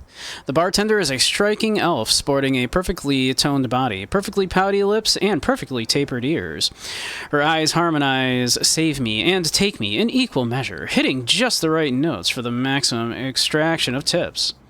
Trolls are used to sneers from beauties like this, but she smiles sweetly when she sees you. Hey there, haven't seen you here before. What can I get you? Something dirty in a clean glass? How about a date? From the looks of this place, I can probably get anything I want. And I found a bar tab with Coyote's name on it. She here? She looks worried. No, I think she's away on business. Business, huh? She a shaman with a name like Coyote? She laughs. No, she shot a coyote once, thinking it was a shaman who double-crossed her. We've been calling her Coyote ever since. Her face falls. She's been missing since yesterday. Some people think the Ripper got her, but I know her. Coyote can take care of herself. She starts to turn away when a man with the face of a survivor and the zeal of a convert tugs at her arm. Hard. It's clear the two have a history. They try to keep their voices low, but the intensity of their conversation makes them easy to overhear. Look at this just normal dude. He's just normal-ass man. Cherry, you have to listen to me. If you stick around here, you could end up dead or worse. The Ripper is out there, and he's real. The last killing happened just down the block. And now Coyote's missing. They'll probably find her tomorrow in a dumpster without her head. Come on, Cherry Bomb, think. Sometimes people are normal. Sometimes people are Kickstarter backers that sent in their profile picture to be put in the game. You know, when they have a very normal face and a very normal name. I think plenty, Shane. I'm getting freaking PH freaking deed from UW in neuroprosthetics, studying a PH freaking D from UW in neuroprosthetics. There we go. I had a hard time parsing that sentence for a minute. Was this kickstarted? I'm like 99% sure. I think it was. Yeah. I think plenty, Shane. I'm getting a PH freaking D from UW in neuroprosthetics, studying under O'Gemins. And how am I paying for it? Bartending. Tips. There are faster ways for a Baron's girl to earn that kind of scratch, but I'm not taking them. So what do you want from me? I want what you want. A better life. A better world for everyone. The Universal Brotherhood can give you that. I've heard all this before. This isn't some trick to get us back together. Things are different now. I'm different now. The Brotherhood. Cherry Bomb's pretty face is hard, armored in lipstick and low expectations. Universal Brotherhood is for other people, Shane. Rich Bellevue types who can afford their membership fees and voluntary donations. This isn't about money. It's about binding the world together in brotherhood. Come with me. Attend a discovery meeting. Get to the core of who you are. I heard Leanne Telestrian give a talk last night called The New Family of the Sixth World. I got a family right here, Shane. They're drunks and lowlifes and whores, and I'd choose them over any of your Brotherhood members. Now, Buzz, I need to get back to work. With body language that leaves no question that the conversation is over, Cherry Bomb turns her back on him. Sorry, I got interrupted. Yeah, I heard. He's got the strength of the righteous, doesn't he? Boyfriend find religion? Or sorry you had to go through that. Sounds like you've got big plans for yourself. Strength of the righteous. Her pretty eyes narrow. Be careful about those conversations you listen in on here. Some folks aren't as friendly as I am. Got a look that says you're not here for the entertainment. You a badge? Do I look like a cop? She flutters her eyelashes. No, baby, you look like someone who knows the shadows. We've trained to spot a Barons the minute they walk in here. Something I can help you with? Got a few questions. This way, tell me about this place. Who was that you were talking to? Ever hear the name Sam Watts? How about that? She nods. Sam was a regular customer and a regular pain in the ass for as long as I've been here. Talked a big game, but he was always broke. As soon as he got any money in his pocket, it went straight to his head. Chips, drugs, or booze. Coyote had a soft spot for him, though. Did you see Sam the night he died? No, that was Coyote's shift. Let's see. Who runs this place? I want to talk to them. That'd be Miss Kubota. She's in the back room. You can't miss her. Thanks for the intel. Appreciate the help. Gutter punts have to stick together. Yeah, that's enough of that.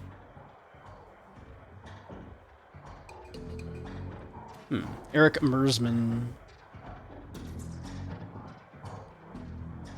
Hey, guy. Got some extra outfits I'm trying to unload. You want first dibs? I'll take a look. With my, like, 1,700 new yen. Ninja clothing.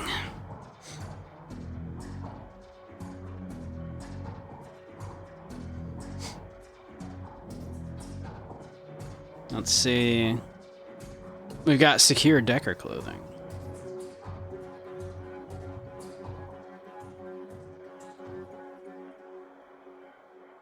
Let's see.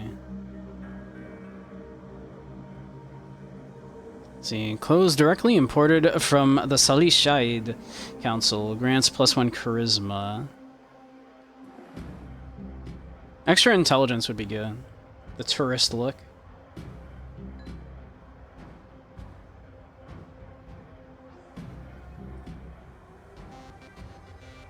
Do I think Cyberpunk Ninja are real? Because tech would allow for it. I've gone into this actually. I played a ninja in Cyberpunk 2077 because I think ninja make an incredible amount of sense in Cyberpunk. Because Cyberpunk has always been about appropriating Japanese culture, just the aesthetics of it, without actually having any deeper understanding of the culture itself. That's always been a very big part of Cyberpunk, is the aesthetics of a Japanese culture without understanding it. So naturally, people that like learned about Japanese culture, you know, from like pop culture and are just emulating that. Of course, they would make Ninja real. Right? So yeah, no, I think Ninja in Cyberpunk make 100% sense. Because Ninja are rad, right? Like, let's not kid ourselves. Ninja are rad. Cyber Ninjas are... Cyber Ninjas make more sense than other ninjas. I insist on that. I think that's correct. How you doing, Zyre? I will take these. These look good. I'm putting that on. Hell yeah, baby. Hell yeah, baby. This is what our internet troll is walking around rocking. It increases our intelligence too, so that's great.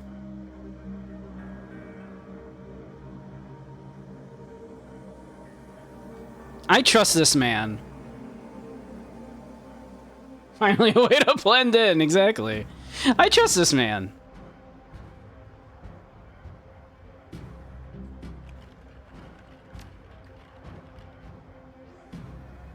Hell yeah, we look great. I love this.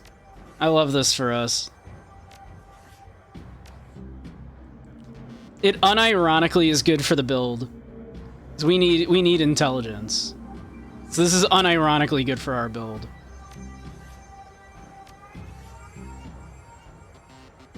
Let's see. We could increase our decking.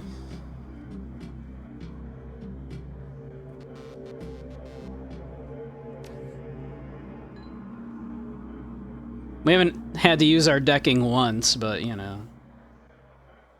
Could increase our intelligence.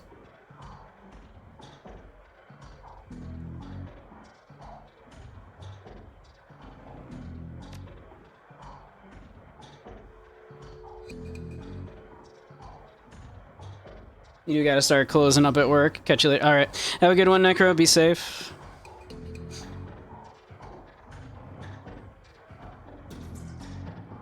We could theoretically do that. I don't think we need to yet, but we probably will.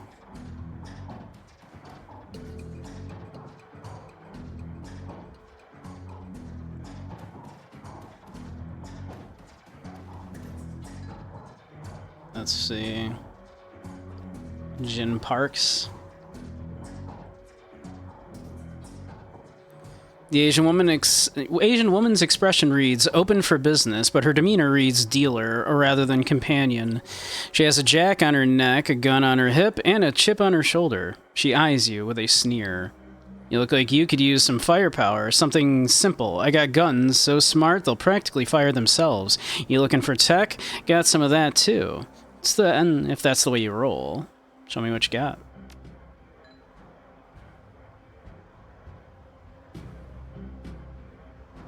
Let's see. Does she have a better cyber deck, I wonder? Submachine gun. We have an AK-47. It honestly wouldn't hurt us to get a melee weapon of some sort. But I'm not that worried about it at the moment. Feel like that's not a thing I have to worry about too much right now, but we could conceivably handle ourselves at least moderately okay in melee if necessary. But I think if we just keep focusing on like rifles and stuff, probably fine.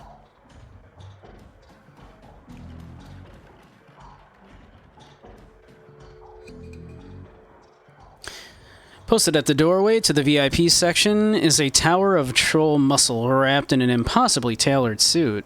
Whether the product of good genes or expensive aftermarket cosmetic work, the troll's gleaming horns perfectly frame his face, and his polished tusks and goatee accentuate the set of a lantern jaw. Welcome, please behave yourself. Will do. You get trouble in here often. You must be the union's hired muscle. Funny place for the architect to put a wall. I feel like this would be okay for me to say as also a troll, right? Get trouble in here often? Nothing a stern look can't usually solve. You have business here? Looking into the death of Sam Watts. Heard about that. Real shame what happened to him.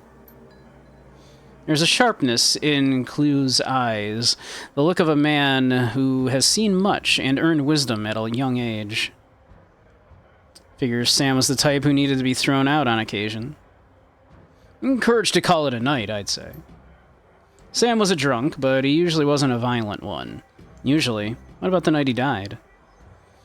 He was a bit agitated. Didn't catch the specifics. Might have been over a woman. Though I was going to have to show him out, thought I was going to have to show him out, but I had to deal with a couple of rival go-gangers posturing for one of the working girls upstairs. Jake helped Sam out instead. Alright. Thanks for the info. No problem.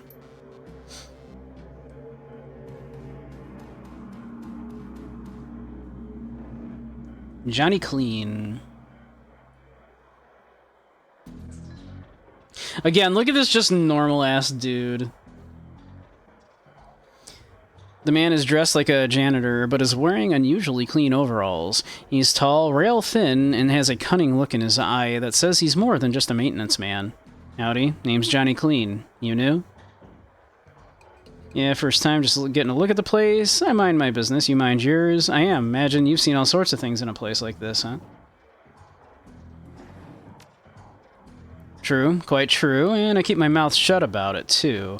That's the secret to keeping a job here, and staying alive in general. Gotta work. See you around. Alright. Alright, there's the owner. Let's see. Noog. Covered in glowing magical talismans and fetishes, the troll does not seem fully of this world. I, too, have my fair share of fetishes. He mumbles to himself constantly, apparently participating in several conversations at once, but with entities you can neither see nor hear. Told you, it's not like that at all. Bring me proof, and you shall have it. I'm honored, your majesty. That was why I said to use mustard instead of ketchup. Forgive me, Jean, I was a fool. He looks you in the eye, his other conversation on hold. You may peruse my magical wares and see their glory. I mean, I don't need any magical shit, but thanks, bud.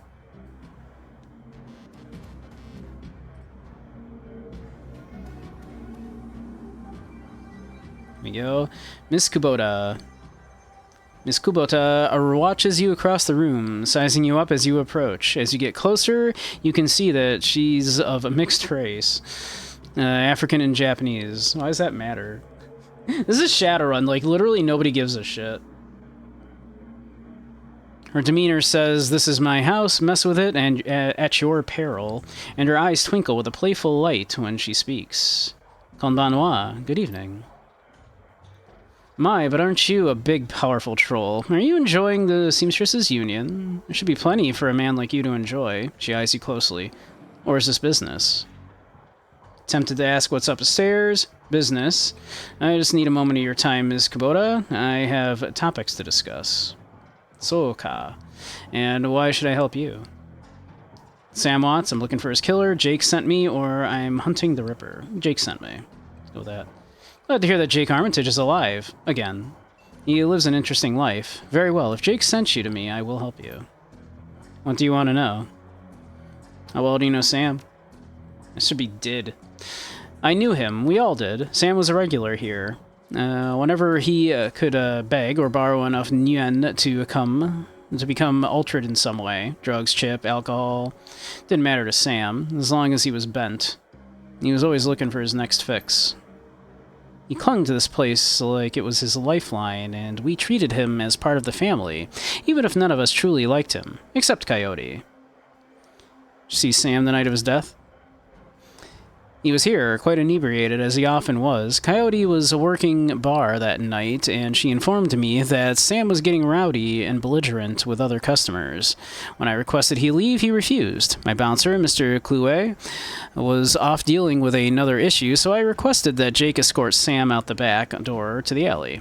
That was when I last saw either of them. Let's see. Now, one more question. Can you tell me where to find Coyote? Her face darkens. Would that I could. I've not seen her in 2 days. She's a smart woman, and quite dangerous, but I fear for her. Let's see, if she's dangerous, why fear for her? If she's smart, why fear for her? Or I'm sure she can take care of herself. If she's smart, why fear for her? Because she is in a dangerous line of work, and there is always someone smarter, more prepared. Her room is upstairs if you're looking for her. I invite you to examine it. You may be able to uncover her whereabouts. I would not normally betray her privacy in this way, but she missed 2 shifts now and cannot be reached on her comm. It's unlike her. If something has happened, I will not have inaction on my conscience. Here's the key.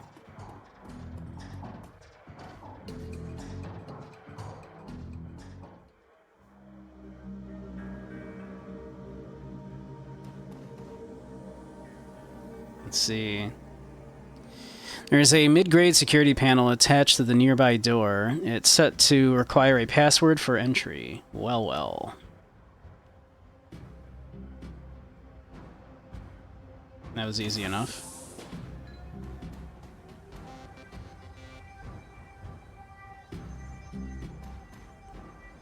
Stuffed bear seems to be hiding something.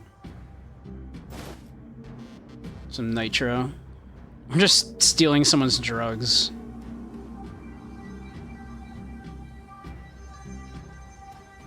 Just broke into this person's apartment and took their drugs.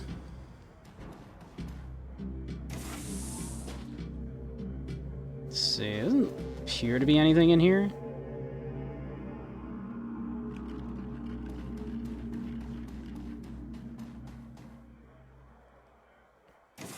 In, please. Thank you. Looks like Coyote keeps her clothes in boxes on the floor. Look, she just moved in a couple of years ago. She's gonna unpack eventually. We've all been there. The stand is littered with action movies and cigarette butts.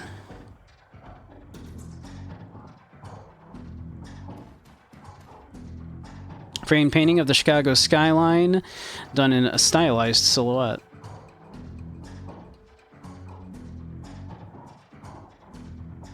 Okay, Coyote's bed has a diary with several papers sticking out of it. First paper. There's a receipt stuck between the pages and a diary entry. Inspect the receipt. Receipt for a Browning Max Power pistol from Gin Park downstairs, with a note saying, "How big guns on hot women turn her on." Alright. Sure. Let's see, read the diary entry. Came back from my shift to find 4 of Paco's goons sleeping on our apartment floor. It's getting fragging ridiculous. I want to be with him, with the real Paco, but this Cutter Drek keeps messing everything up. I love him, but he's totally different from the gang. With the gang. It's how I make my cash, baby, he always says. I try to tell him he doesn't need the cash. I can support us both with what I make at the Seamstresses Union, but he still goes on these runs. With these bozos all over my floor, I feel like he's just seeing how far he can push me before I kick him out. I try to be patient, but why does it have to be this way?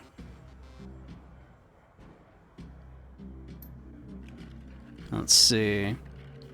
As soon as the last Cutter was out the door, I lost it. I told him if he ever pulled Drek like that again, that he'd be sleeping in the alley. We got ads starting in a couple of minutes, so once they do, I'm gonna take a little break, grab some more tea.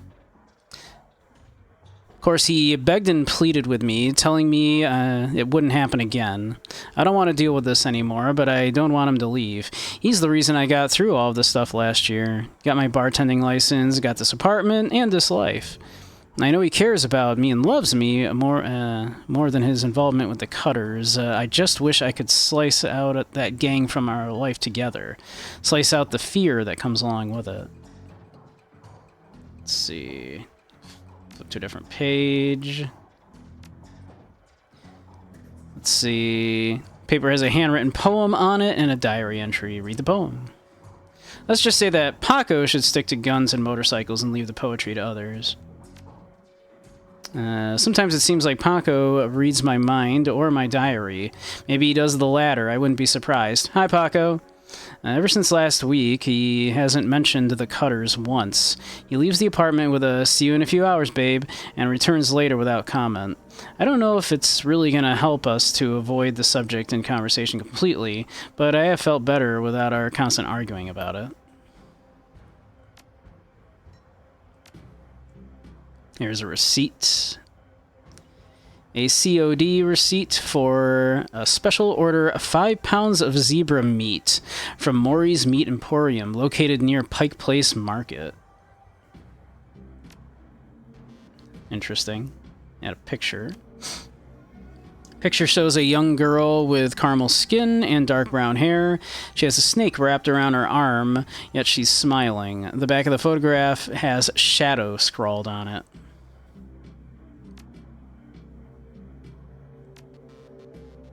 A receipt for a wall safe installed near the bathroom door, set to a combination, etc., etc. All right.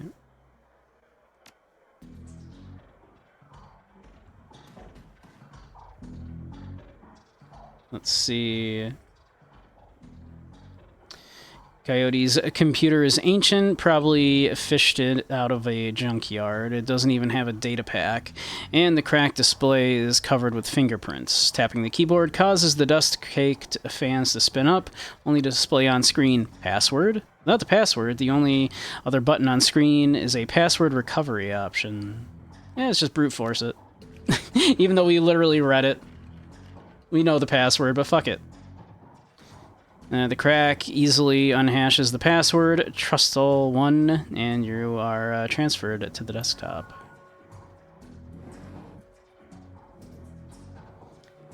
Now, that was a safe. We found the combination for a safe, that's right, not this. So, alright. Computer has a basic list of applications. Calendar. 3 days ago, meet with Delilah about gig. Today, meet Paco for date at Pike Palace Market. Due in 30 minutes. Okay, so we know where to find her. Coyote's contact list has exactly one entry, someone named Paco. There's no comlink number or other contact information for him available. This does not seem like a very useful list of contacts. I'd say so.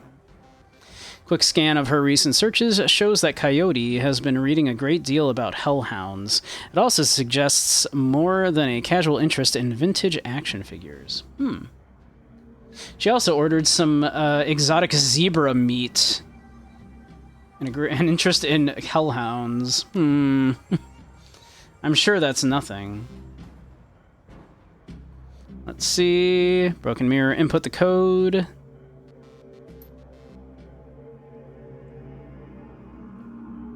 Alright, let's see. What'd you like to do with it? Swap it with another item. Will be sent to the stash. Sure. There we go. I'd rather have a grenade on me. Let's see. We've already looked at all that. I think we've looked at all that. Okay.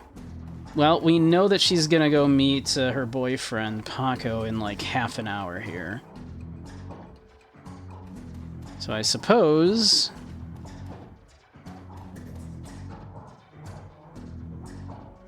that's a lead.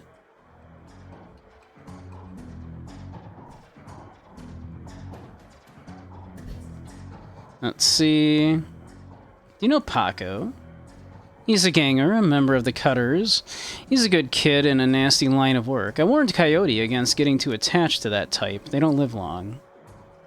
You've heard of Maury's Meat Emporium. Her face twists in disgust. No, I'm a vegetarian. Do you know Jin Park sold Coyote a gun recently? Yeah. We got those ads starting in a second here, so we'll take a little break in a moment once they start.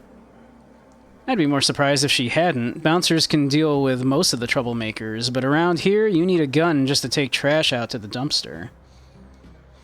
Let's see, Coyote has a date with Paco at Pike Place Market in the next half hour. Oh, well, if you would go down there, it might bring me peace of mind. I'll call a cab for you. Should be able to get you there in time. Ganbatte kudasai. Good luck. Alright. And there's those ads, so we'll be back in just a moment.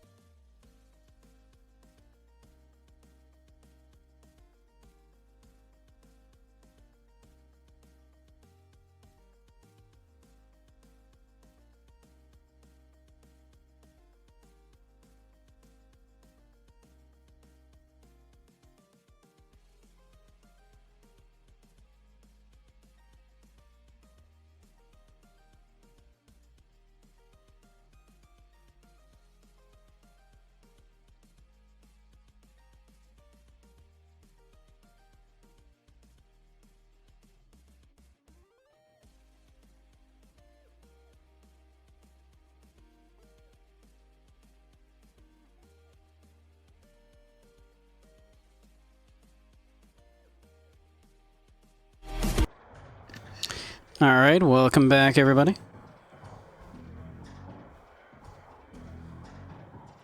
There we go. Gambate kudasai. Good luck.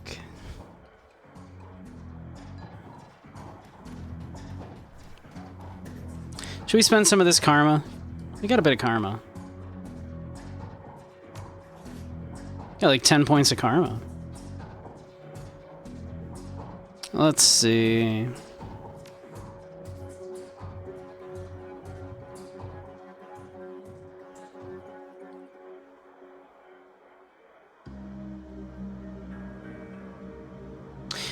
We would need to increase our intelligence a little bit to get more, to be able to get more decking going here.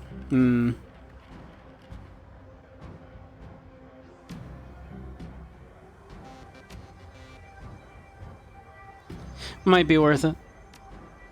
Let's see, increase your chance to hit enemies by 15% when used. I mean, we probably should. We are an internet troll, after all. We'll do it.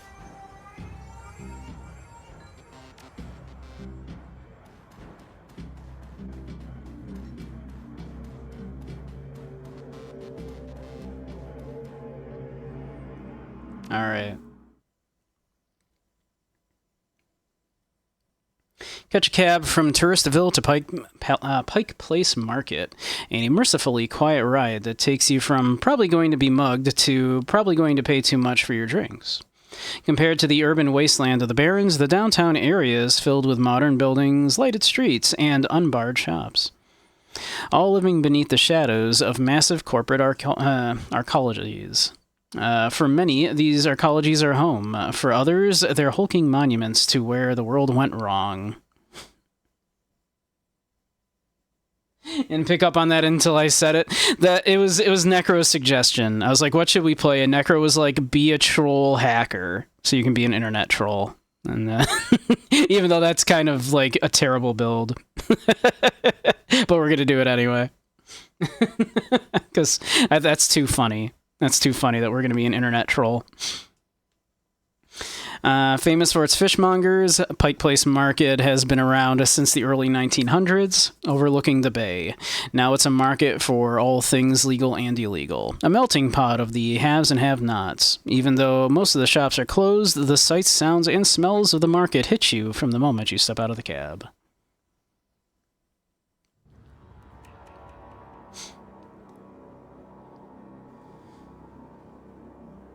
All right. Gotta find Paco. It's the Universal Brotherhood. They're surely up to nothing but good, right? The Universal Brotherhood, right?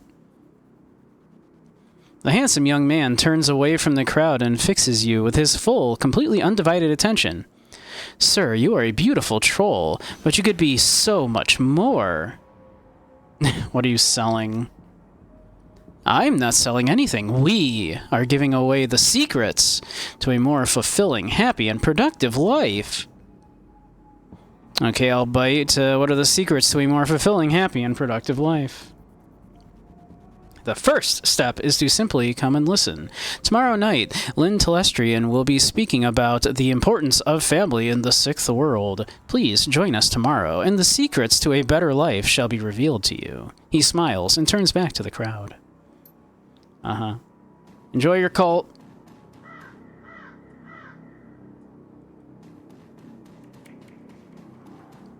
Refurbished flowers for sale. Synth juice for sale, just fab today. I don't need to know what you were doing earlier today in the privacy of your own home. You want to fab, you go ahead and fab. You don't need to be telling everybody on the street. I got a stick here. I've been on VR chat. I know all about dogs. And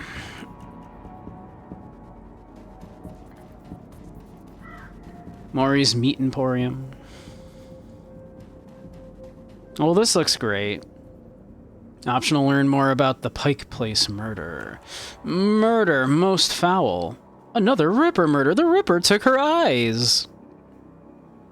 I'm leaving Seattle. I've seen her at the shack. It's a core pit, I'm sure. Who is it? Let's see. Officer Landers. A tall, emotionless Lone Star officer blocks entry to the crime scene. Behind her, you spot a lively face. The lively face of the organ grinder's coroner, Dresden. We love Dresden. This is an active Lone Star investigation. Please step away from the barrier. I'm here to see Coroner Dresden. Who might you be? It's all right, officer. He's with me. Dresden steps up to the barrier with a warm grin. The officer looks at you with poorly concealed skepticism. All right, then, make it quick. What do you mean skepticism? Why would you not trust this man? This hulking troll in a Hawaiian shirt. I'm the most trustworthy. Lying on the pavement is the body of a young human female. Her eyes have been gouged cleanly out, and you notice a string of bite marks along her left arm. Hey, Ink. How you doing? Enjoy your lurk. So what brings you out here? Hot on the trail of the dead man's killer? Coincidence, believe it or not. I take it I've stumbled across another Ripper murder? Hardly. Is she another Ripper victim? Let's go with that. Yeah, that's what it looks like. As you can see, the Ripper went for the eyes this time. Pretty clean work. I gotta hand it to him. Our Ripper knows what he's doing. Or she, I suppose. Let's see, what do you know about the victim? Well, not much. Dresden scratches his head absentmindedly, probably breaking some sort of sanitation protocol. She's been dead for about 3 hours. Her name was Lucy Warden, worked at the Stuffer Shack just around the corner. Looks like she was just leaving work when it happened. Let's see, can you tell me if she was subdued in some way before her eyes were removed? I mean, we kind of know how the Ripper's MO is, right? What about those bite marks? Ah, completely unrelated. It appears some wild dogs dragged the body out here from the alley sometime after her death. Great. So the Ripper takes Sam's liver and this woman's eyes. Any theories? Trophies of some sort, I suppose? Probably of some symbolic significance to the killer. Beyond that, I couldn't speculate. Any sign of magic use here? There was evidence of an unusual explosion in the alley where Sam died. Now, there's an interesting thought. No, nothing obvious, though. I'm sure when McCluskey shows up, he'll call in a full magic forensics team, though, just to be sure. I can tell if she was subdued in some way before her eyes were removed. That's the strange thing. There doesn't seem to be any signs of a struggle. Not a single bruise on her body, yet she was clearly alive when her eyes were taken. Died of blood loss shortly thereafter. As to what knocked her out, I won't know until I can run some tests back at the lab. Let's see. I thought you ran the Redmond franchise. Isn't Pike Place a little far from home? Yeah, well, I don't really mind the change of scenery. Dresden laughs. The coroner for the downtown branch is out on maternity, so I told the management I'd cover for this one. Plus, I want this sicko caught. It's enough. Thanks, Dresden. Hey, I figure if I help you out, there's a better chance to get this scumbag off the streets a little sooner. McCluskey wants the Ripper in a cell, sure, but he couldn't care less if it takes another dozen murders. Good luck out there, eh? Dresden starts to turn back to the body, then stops. Speaking of McCluskey, you should probably get going soon before he shows up. Yeah, screw that guy.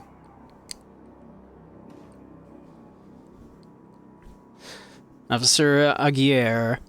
The plainclothes Lone Star officer before you sports a tacky hat and a crooked grin to match. So you're the one who's working for the dead man, huh? McCluskey warned us that you might be sniffing around after the Ripper. Lucky you, I got here before McCluskey. I'm Officer Aguirre. Pleased to meet you. Now, seeing as this crime scene is going nowhere fast, what can I do for you? Let's see, what can you tell me about the murder? Take it you and McCluskey don't exactly see eye to eye. Let's just say McCluskey and I have conflicting interests. Let's see. You have any leads on the Ripper? Plenty. If you ask McCluskey, but the truth is, we're as clueless as you probably are. Can you tell me about the murder? Not much, really. Well, you know, it was about 3 hours ago, and we know that her eyes have been surgically removed. Didn't need Dresden to figure that much out. He's been looking at the body, though, so he might have more. Me, I've been scanning the rest of the scene and looking for witnesses, but no luck so far. Damn Ripper might as well be a ghost. Yeah, thanks for your time. Hey, hold on a minute. You haven't put in a donation for the Lonely Orphans Fund. Lonely Orphans Fund. Yeah, see, you make a contribution to the fund. I put you on a list and let you know the next time we find any orphans that you might be interested in. Well, I'm always interested in finding out about any new orphans you discover. I see, so you want a bribe. just be clear with me, man. He sighs, yes, subtle. 300 yen, and I'll slip you any new information we get on the Ripper case. Alright, you got a deal. His face splits into a wide grin. Excellent. I'll start an account for you. We get any useful new leads on the Ripper, I'll give you a call. Now, I better get back to work before McCluskey shows up. See you around.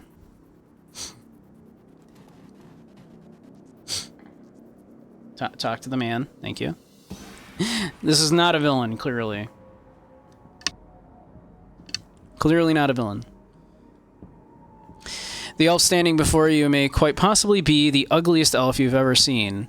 His meticulously clean lab coat, format jacket, and old-fashioned bow tie give him the look of an undertaker from centuries past. He notices you approach and locks eyes with you, smiling a thin, unnerving smile. Hello there, stranger. Might I inquire, do you know which organ grinder's facility this body will be removed to? For perfectly normal reasons. And you know else could be that ugly. Who's asking? The elf giggles, a strange high-pitched warble you would not expect to emerge from his misshapen face.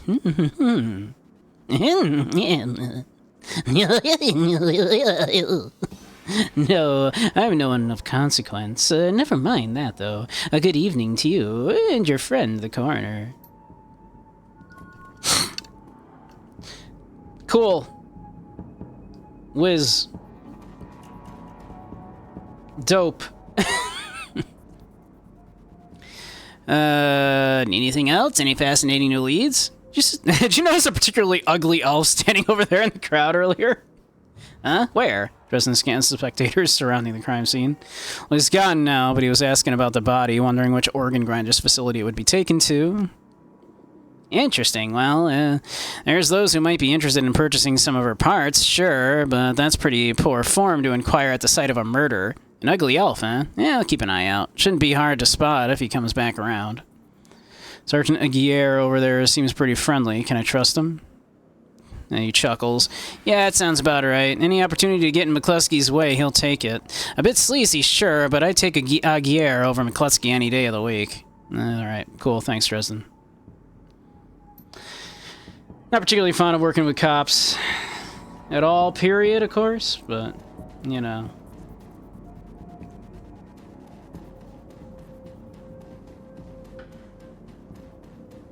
Dresden seems okay, and Dresden says he's certainly better to work with than McCluskey there.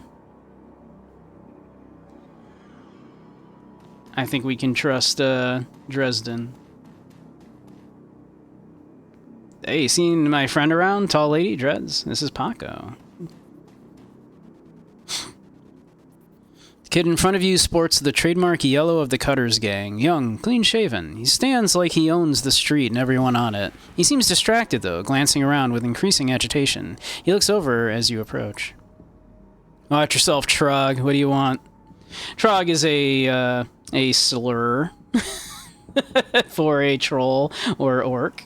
So he just called us a slur.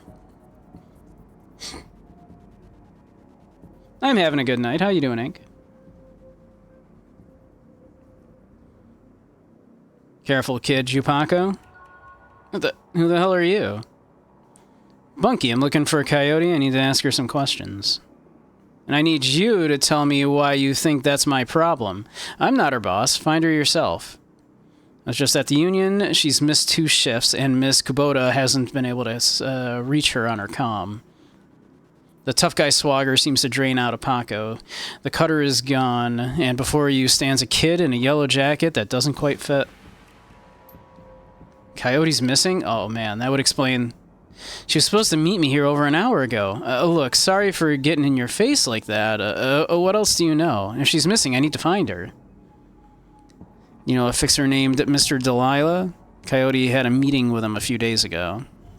I know of him, sure. Blake doesn't allow any cutters to take side gigs, though, so I got no reason to deal with him. Coyote hasn't said anything about taking new work. Wait a minute. Drek. I know where she went. Damn, why couldn't she wait? Damn it. Paco, slow down. Where'd she go? The Royale Apartments. The landlord, Stevie J, runs a drug ring out of that hellhole. Coyote grew up there. Doesn't like to talk about it much. She's been looking for a way to settle the score with that guy for years. A few days back, I heard Mr. Delilah was looking for runners to steal some sort of item out from under Stevie J's nose. She must have taken the job, I'm sure of it. And if his thugs caught her, there's a grim determination in Paco's eyes. I'm going over there. Are you coming? I'm in. Don't worry, we'll get her back. Well, she's my only lead. Let's do this before I change my mind. I'll help you get Coyote back, but you better be able to handle yourself in a fight. Things might get ugly. One more thing. Coyote had a receipt for some zebra meat from a place called Maury's Meat Market. Ever heard of it? Zebra meat? What? Look, that shop's just down the block if you want to check it out. But I'm going to the Royale with or without your help. What's it going to be? Let's see. I'm in. Don't worry. We'll get her back. Damn right we will. Even though you called me a slur.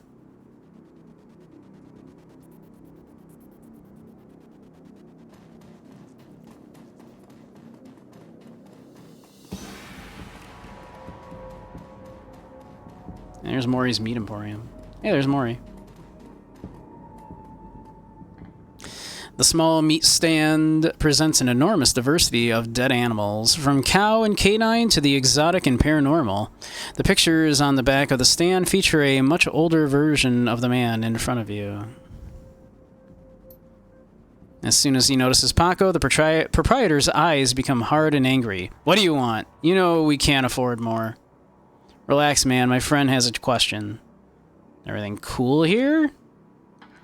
Yeah, everything's swell. Manny continues to stare daggers in Paco's direction. My name's Manny. What do you want? Let's see. What would someone want to buy zebra meat for?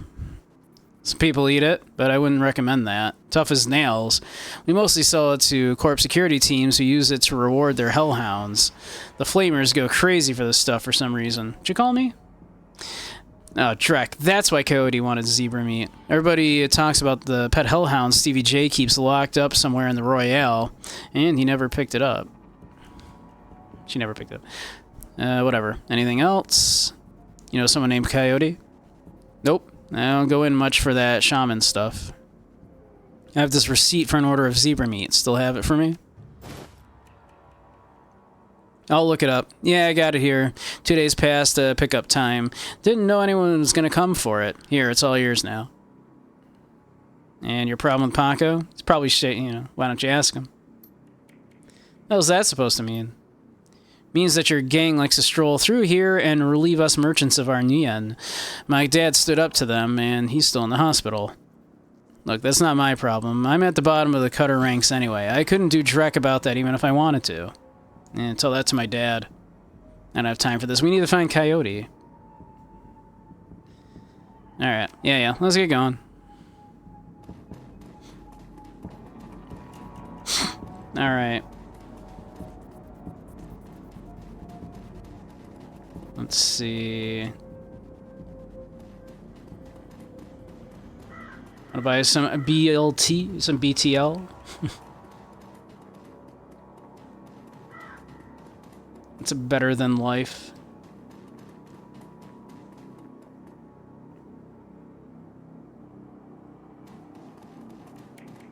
BTL is sim chips that you know, this Shadowrun's version of the synth chips that are you know like addictive because they literally give you heightened experiences that beyond what would normally be possible. Hence, better than life, BTL. Let's see. Hey guy, you have any extra yen? Just need some sucrozoom from the shack over there.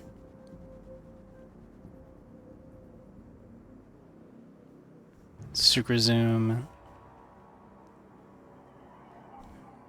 Here, have 10. Nutrasoy cakes will fill you up for longer. Thanks, Chummer.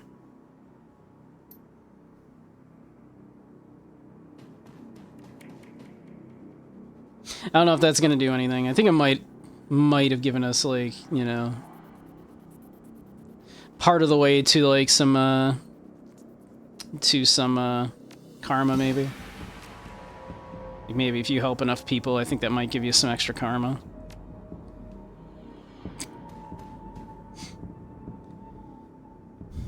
Come on, guy, let's go find Coyote. Alright, let's go. I'm ready. I looked around.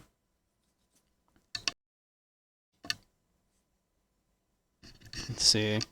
You're stupid tired right now. You got like 3 friends streaming at once, so yeah. You roll up on the most impressive bit of tenement squalor you've seen in a long time. There's a few street lamps here, but what light there is flickers with uncertainty. Most of the buildings are damaged and tagged. The smell of old, rotting trash mixed with you don't know what, you don't want to know, is overwhelming. It's no wonder people living here turn to BTLs. Anything's better than this. The Better Than Life chip is the newest drug on the market. Yeah, they're going to explain that. Okay, cool. You don't need a good life. You can slot someone else's, live through them, and wreck your brain in the process. The front doors of the Royale apartments aren't even locked. As you step inside, you can hear a junkie crying for another hit. It's time to find Coyote, and find out what she knows about the night of Sam's murder.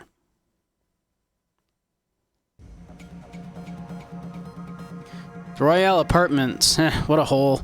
Can't imagine what it was like for a Coyote growing up here. Paco trails off. We're here to take care of business. Hellhole full of junkies. Looks like CBJ gets their rent money and their drug money. These poor people, what a waste. Poor people. If Coyote's here, we have to hurry. She's good, but, well, these BTL guys pay to stay well informed. They may have known she was coming.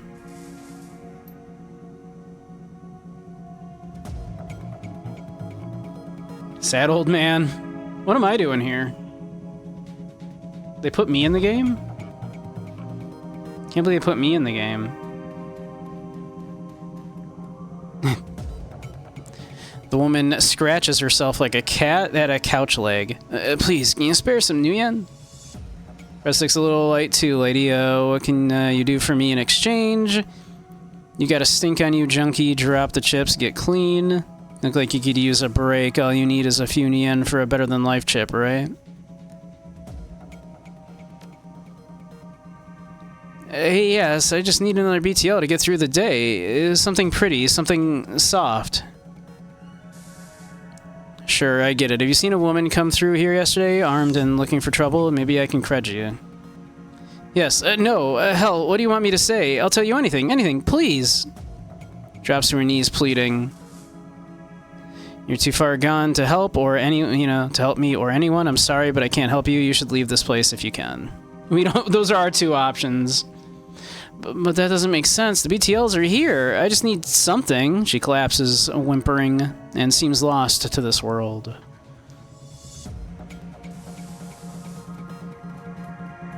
More of them. Like a lazy pigeon, he watches you approach. Not from around here, are you? I don't want any trouble.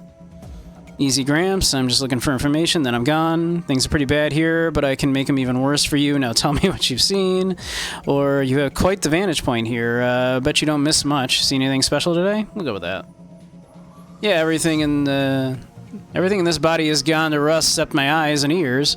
Bit of a commotion upstairs earlier. Stevie's men are twitchy. This pretty young thing came through earlier, snooping around like you 2 are. I could tell she weren't here for the BTLs.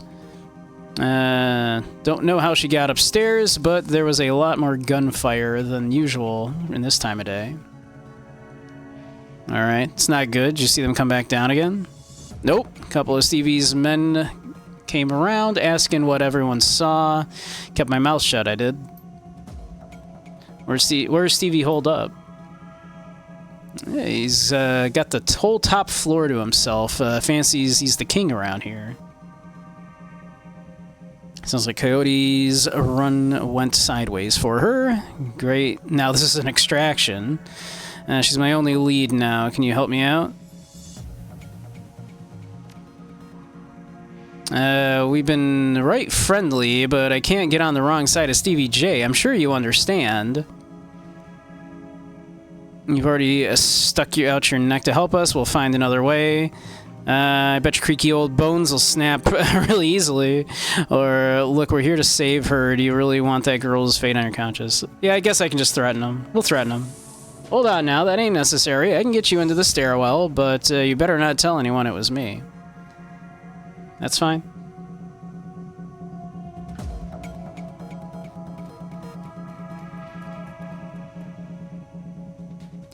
The wall is crumbling here. Through a hole, you can see a rickety stairwell leading up, but it seems it can only be accessed through the locked apartment next door. The one that we just got the dude to open up. Take a look around, but yeah, I assume there's a couple ways you can get in there. Stop your pleading. Your boy has debts and we're collecting. Please, Riker. No, he's my son. Oof. Okay. Get your ass back in your squat before I break something else. I'll send him upstairs instead. You want me to give him to Stevie? Maybe after he kills that girl we caught. You pig. Give Zipper back now or you'll bleed on me. Zipper's gone. Get yourself a new kid. Covers his face with his hands. Oh God, please no.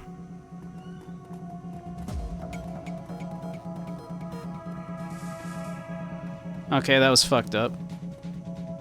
Hey, don't touch that. Or what?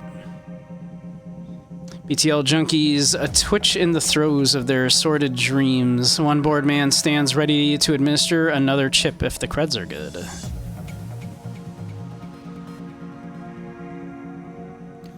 Haven't seen you before, guy. Looking to go somewhere special? Scream echoes through the pipes of the rotten walls. Hard to tell where it came from. What was that sound? He smiles with his mouth, but his eyes say predator. Who knows? Could be anything. Probably someone riding the wrong end of a Yakuza extraction, BTL. We get all kinds. I can hook you up if you're interested. I mean, we already know a way to get up to the top floor, so we'll have a look around. Listen, Slot, this isn't a stuffer shack. Buy something or get out. Uh-huh.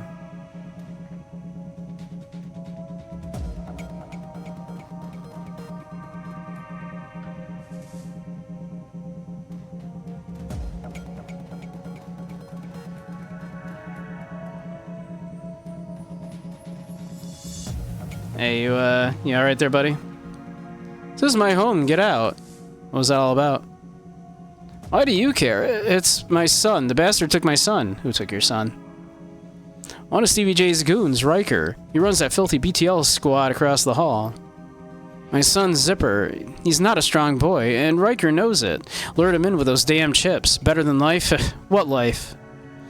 And now they're torturing him in there. Why would they do that? Those sickos have a SimSense recording studio over there. Overheard them say they have a special guest up in the penthouse. They plan to torture her with a recording of my son's dying breath. Must be Coyote. We've got to get up there. Keep it together, Paco. She's still alive. Stay frosty. Yeah, you're right. I'll be okay. What about my son? I'll see if I can save your son while we're saving our friend. Thank you. Thank you.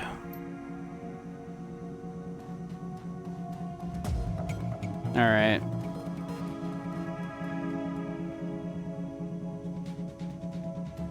I should just be able to knock this man out, right? Oh, I decided that I need to kick your ass. Okay, we could do that if we wanted. So you need to get up to the top floor. Heard you're in the middle of a recording session. Sure am. My gear is state of the art, if you can believe it. Let's see. Give me the kit and you may get to keep all your fingers. Not on for small talk, are you? The old bastard sent you? How about I record your pain instead? This is a very bad idea for you, sir. Gotta tell Stevie. Sir, this is gonna go extremely badly for you, I need you to know.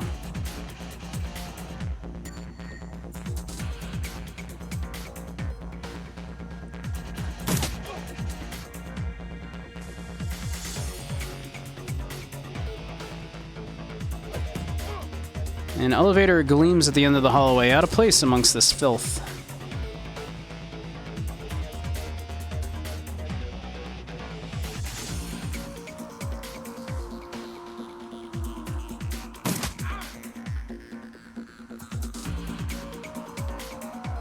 All right.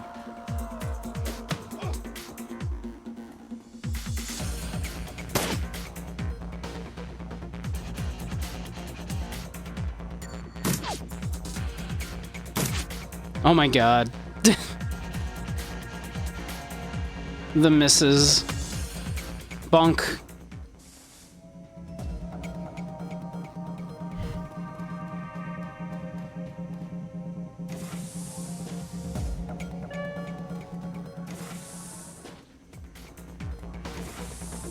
Oh.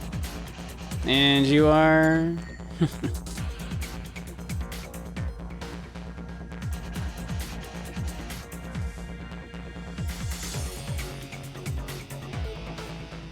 Line of sight blocked. Alright, let's see.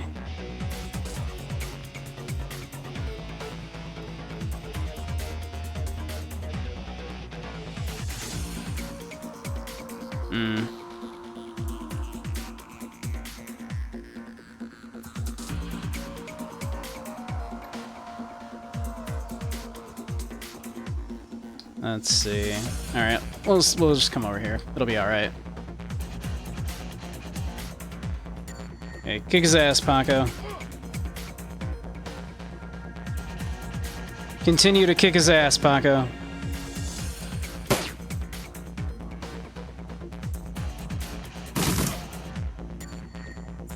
Kick his ass better than that, Paco.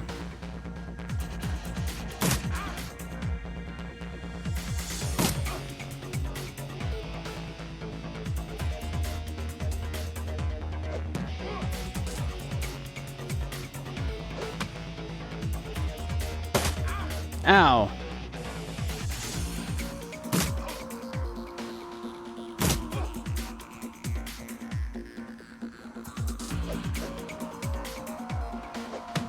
Come on, focus up there, Paco. Jeez, come on, buddy. Let's see. Panel appears to be connected to the elevator nearby. It sports a numeric keypad and the intercom button. Push the intercom button, sure. Yeah, what do you want? Stuffer Shack delivery. Screw you, go back to your BTLs, junkie. Alright, that's fine.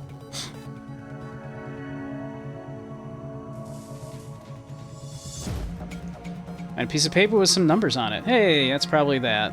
So that's another... I like how there's just a bunch of different ways you could go about doing this.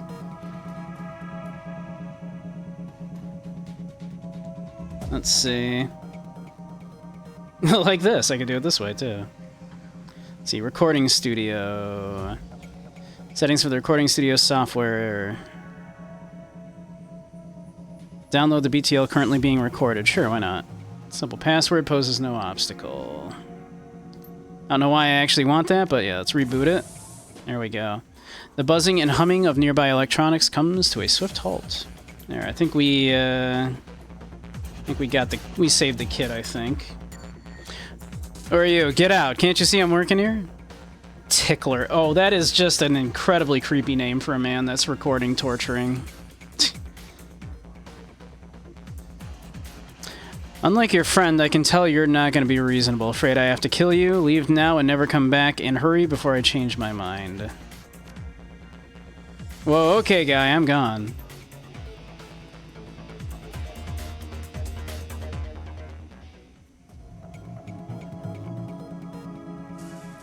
Let's see... ETL library...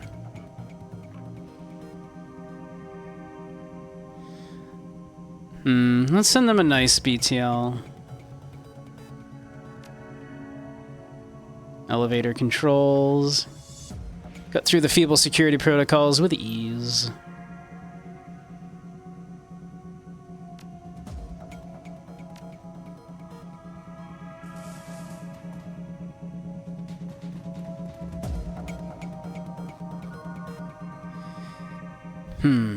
I don't know who you are, but thanks. Got lucky today, kid. If I were you, I'd play it safe from now on. You know, get lucky twice. Just trying to save my friend and hoping you happen to be convenient. You'd better lay low for a while. It's about to get messy around here. Oh, I don't think I can move. Can you at least tell my dad? Yeah.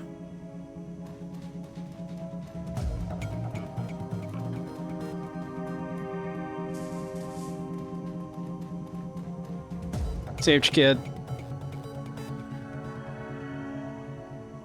Have you saved my son yet? Yeah, but he's not doing too well. Thank you so much. Alright, I'm gonna go rob you now.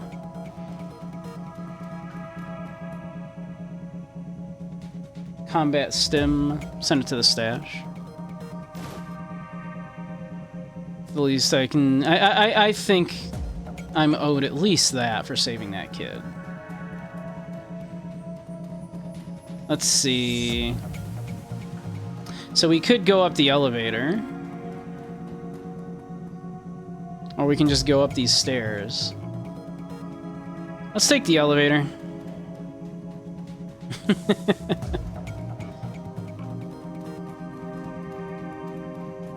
I like how there's there are always like multiple ways in these games to like solve these little things. Like, how do I progress?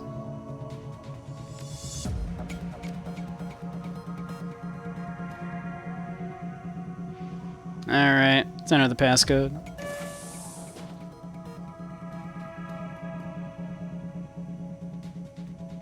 Alright, to the penthouse. Okay, if we go up there, I'm not leaving until we find Coyote. Yeah. Well, I mean, what are we waiting for? CVJ's penthouse apartment might have been nice at one point in time, classic even, but now it's filled with neon tube lighting, broken down furniture, piles of rubbish, and crates containing who knows what. Still, compared to the rest of what you've seen, it's positively palatial. The only thing marring the penthouse's pseudo-luxury is a woman's cry of pain in the distance, followed by laughter, someone being tortured for another's pleasure. You step deeper into the apartment.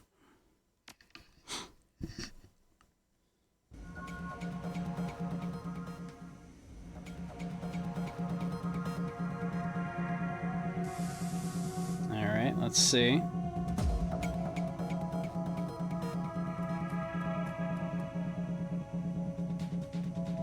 Crund.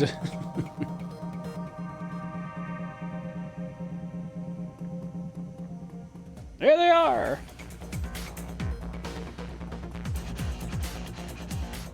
A raspy, manic voice booms over the penthouse PA system. You really think you can come in here and shoot up my place? Do you know who I am? I know who you are. You're the guy I'm gonna kill. Who are you? Don't you know who I am? Who are you? Do you know who I am?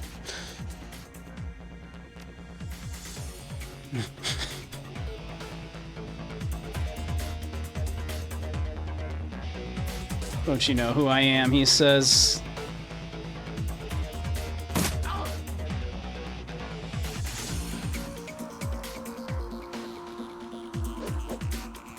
Paco, my god, man.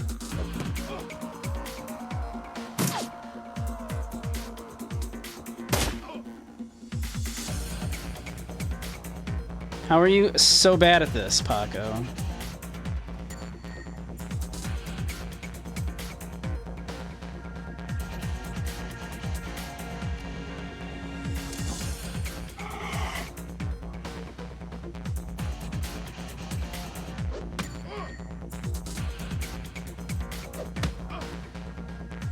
Paco, my god.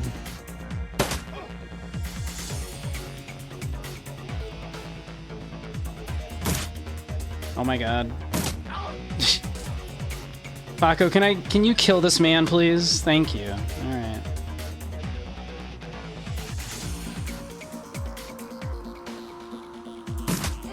Oh my god.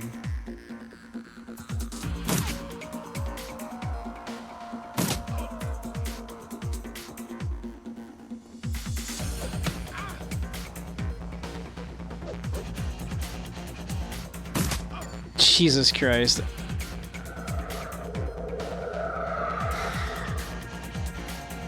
This guy is kicking my ass. Alright, I could heal.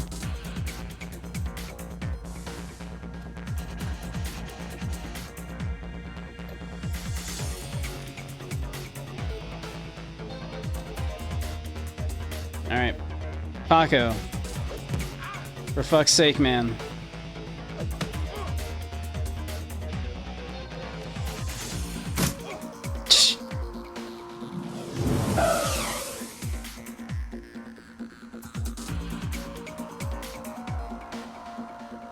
Let's see.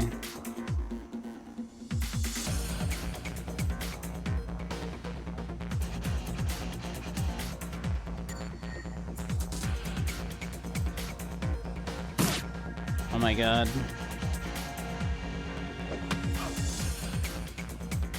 This rescue mission's going kind of shit, isn't it?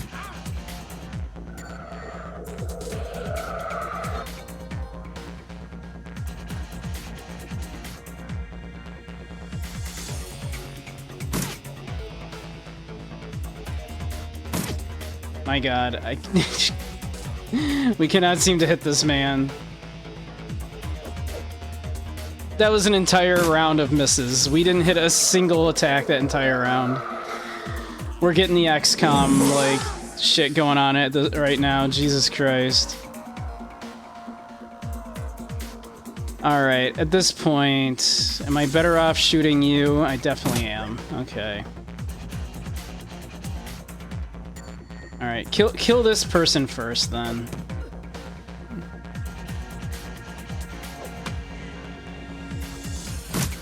Ow.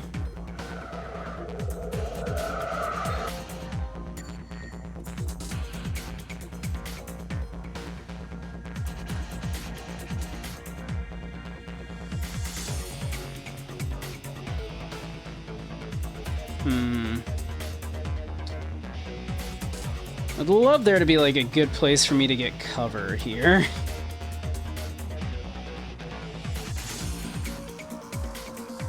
I guess I can kinda... No, I can't do that.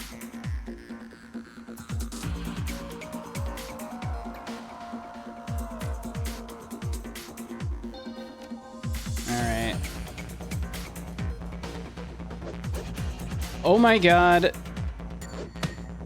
Thank you. Jesus Christ. Ow. Alright, literally point blank range here. Come on. There, Jesus Christ. But no, I can't! With a bloody gurgle, CVJ is no more. Somehow we're not done. Who's left? Why are we, like, still in combat?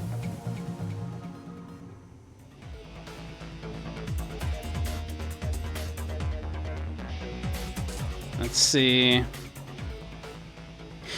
The room beyond the bars is a stinking jumble of burned flesh and dog flop.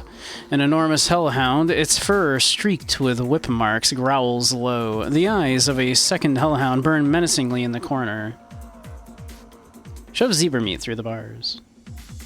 The hellhounds devour the zebra meat in a few massive bites, and they let out a contented growl. Alright, do nothing yet. Let's make sure there's nothing else we should do.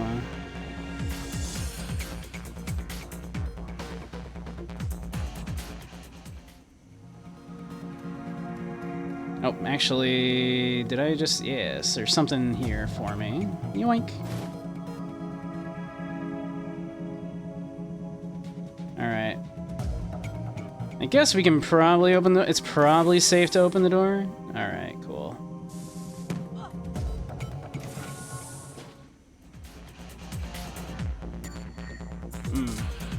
Well, there is someone here. Alright. Run for it, Stevie.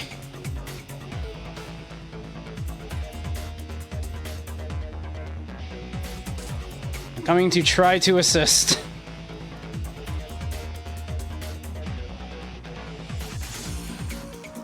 What does he got?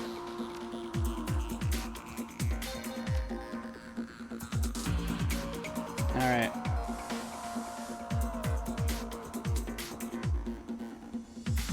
Oh, they're just gonna wait in there.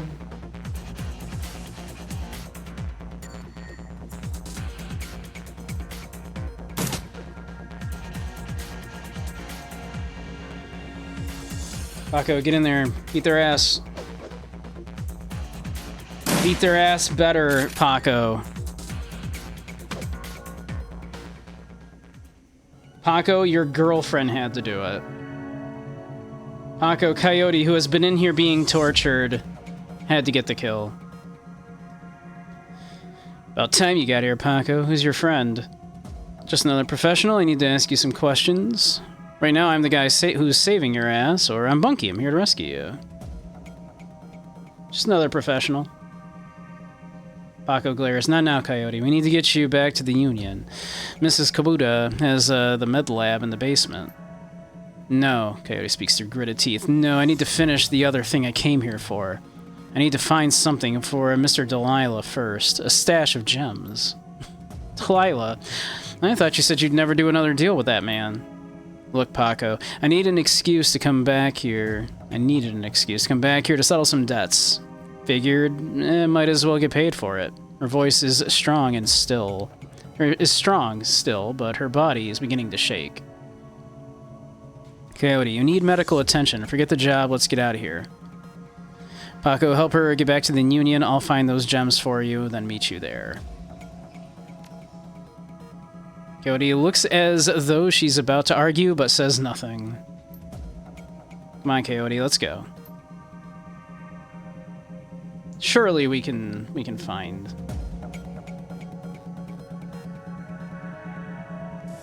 Surely we can figure this out, right?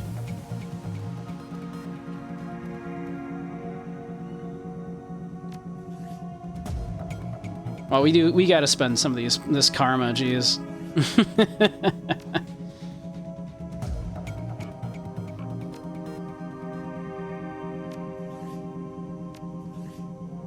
Alright. Maybe it's time to spend some of this karma, huh?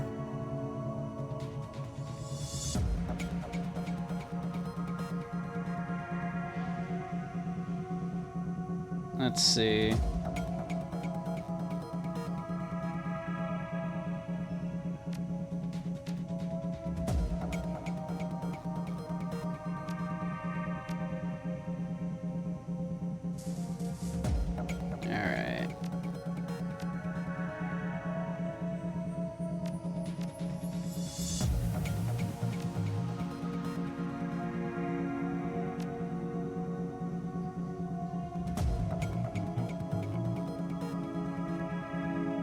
Alright, that's pretty good.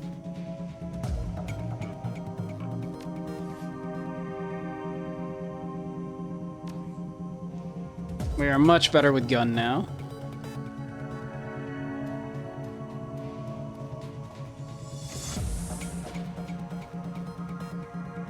Let's see. Some loose yen. 25 whole dollars. Just old junk.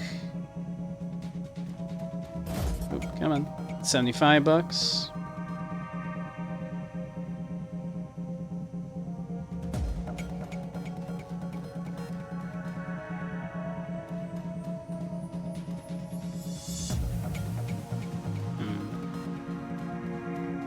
If I were some gems, where would I be hiding?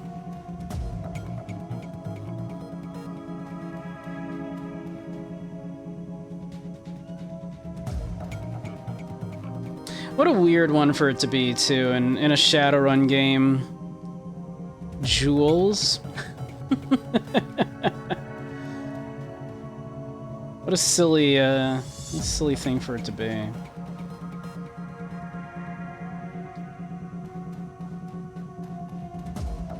Let's see. Oh.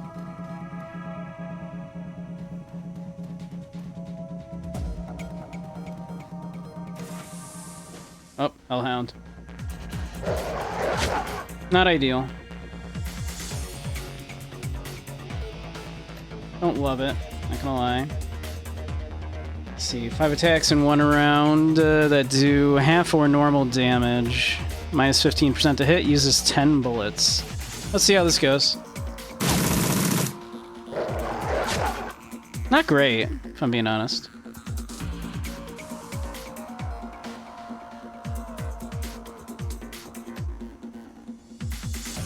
Burst fire, which we cannot do currently.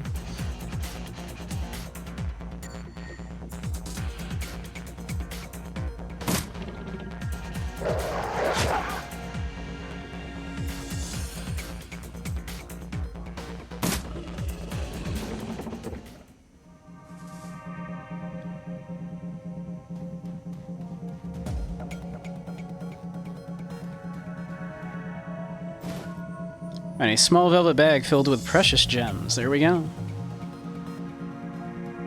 Easy peasy. Let's see.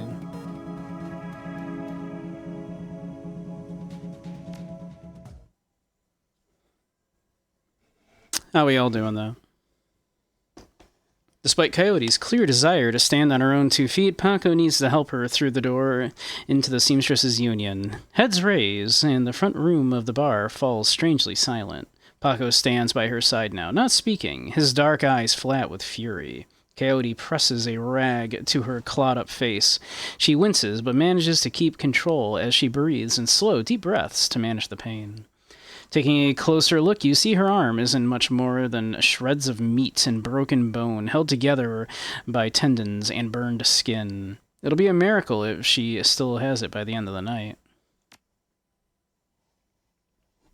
It's a good thing she's not a shaman. She's probably going to need a cyber arm for that then. Miss Kubota is attending her bar herself when Paco walk carries the mangled and bleeding Coyote into the union. As soon as the boss lady lays eyes on her missing bartender, the place gets quiet, fast. By the time she rounds the bar to meet you, Coyote is the color of wet spackle, and there's something new in her eye, fear. The woman has face-down hellhounds, but the sight of Miss Kubota has her staring at the floor and mumbling. Woman, how dare you miss 2 shifts and then come back and bleed on my floor? I'm sorry, Miss Kubota. I had a run that went bad. Soka, I can see that. Your arm is a mess. Was this your crusade again? Do not answer. It will only upset me further. You caused me to worry about you, Coyote, and that distracted me from my business. Hi, Miss Kubota. My apologies again. Cherry, take her downstairs to Dr. Castle. Yes, ma'am. And tell Castle to put something new and shiny where that arm used to be. Miss Kubota, I can't afford a cyber arm. I'm aware of your financial situation. When you are healed, we will discuss the concept of Giri, the debt of honor. Now go. Bleed elsewhere. Yes, ma'am.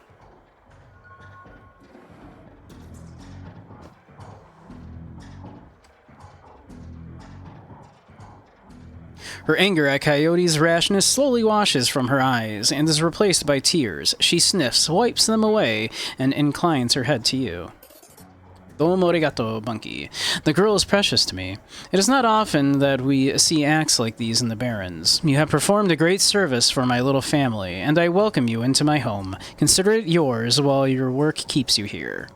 But we both know that words are mere air. Beyond my thanks, I offer you this remuneration. Please take it as a show of respect.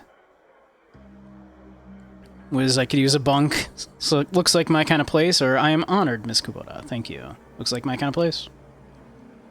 It is. You will find that there is more to the Union than meets the eye. Below us is a small facility available exclusively for discriminating independent operatives like yourself. In it, you will find vendors selling the best gear the black market has to offer, a fully equipped cyberdock, and a secure place to rest when the dreck hits the fan, as they say. This place is a safe house, too. Indeed, normally I require a percentage of the runner's income for the use of the facility, but as I said, you are family now. Consider it on the house. To gain entrance, play GAFFC on the piano. Alright.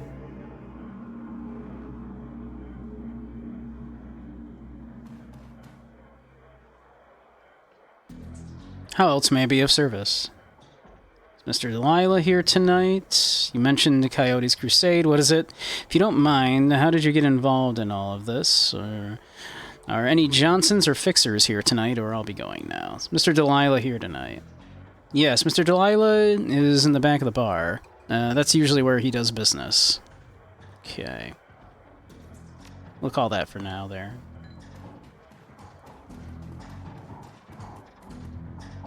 Let's see. Van Gross. Van Gross is busy talking on his comlink, checking his heads-up display, and motioning to a runner. God, I cannot read tonight. Standing nearby, all at the same time. He's an intense little man. You get the sense that he likes to look busy. I'm Van Gross. Make it quick. Biz is good. Talk to me. Squidda said you're a fixer. I do street work. You got anything for me? Never mind. Sorry to bother you. It says you're a fixer. Still hasn't looked at you. He's going a mile a minute. Nothing for you tonight. Sorry. I'll be doing a thing. I'm doing a thing right now. Important thing. Talk to you later. Oh, hey, guy. One more thing. Covers his comlink for a moment. Tilts his head your way. But you can see he's still staring at his HUD. I'm a fence, too. If you got anything you need to unload, come see me. Noted.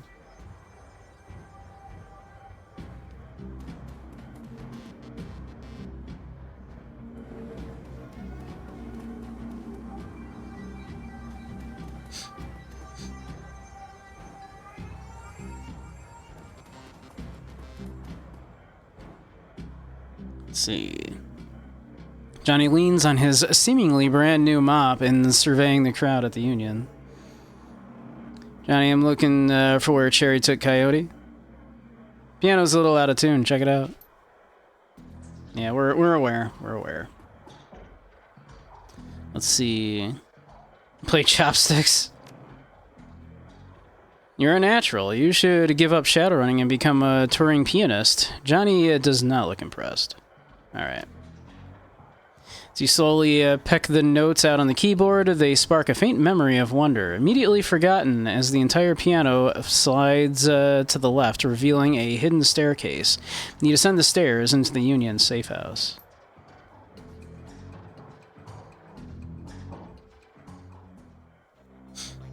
Not sure what the joke is supposed to be there. I don't know what that tune is. I should look that up.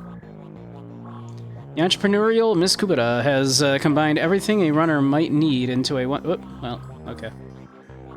I was reading that. No bunks available. Welcome. Ah, this is our stash. Hey, Gam. How you doing? Welcome, welcome.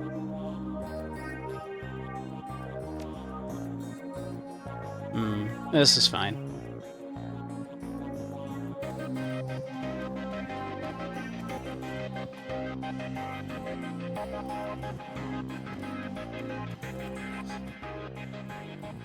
Make it quick. I need to operate. Look at the little demon. Look at her little demon on her shoulder there. It's a little guy. Thanks for helping me out back there. It looked like you could use a hand. Nah, bad joke right now. She looks down at her mangled arm. Okay, folks, I'm gonna have to ask you to go sit in the waiting area, watch some Trivet or something. This young lady and I have work to do.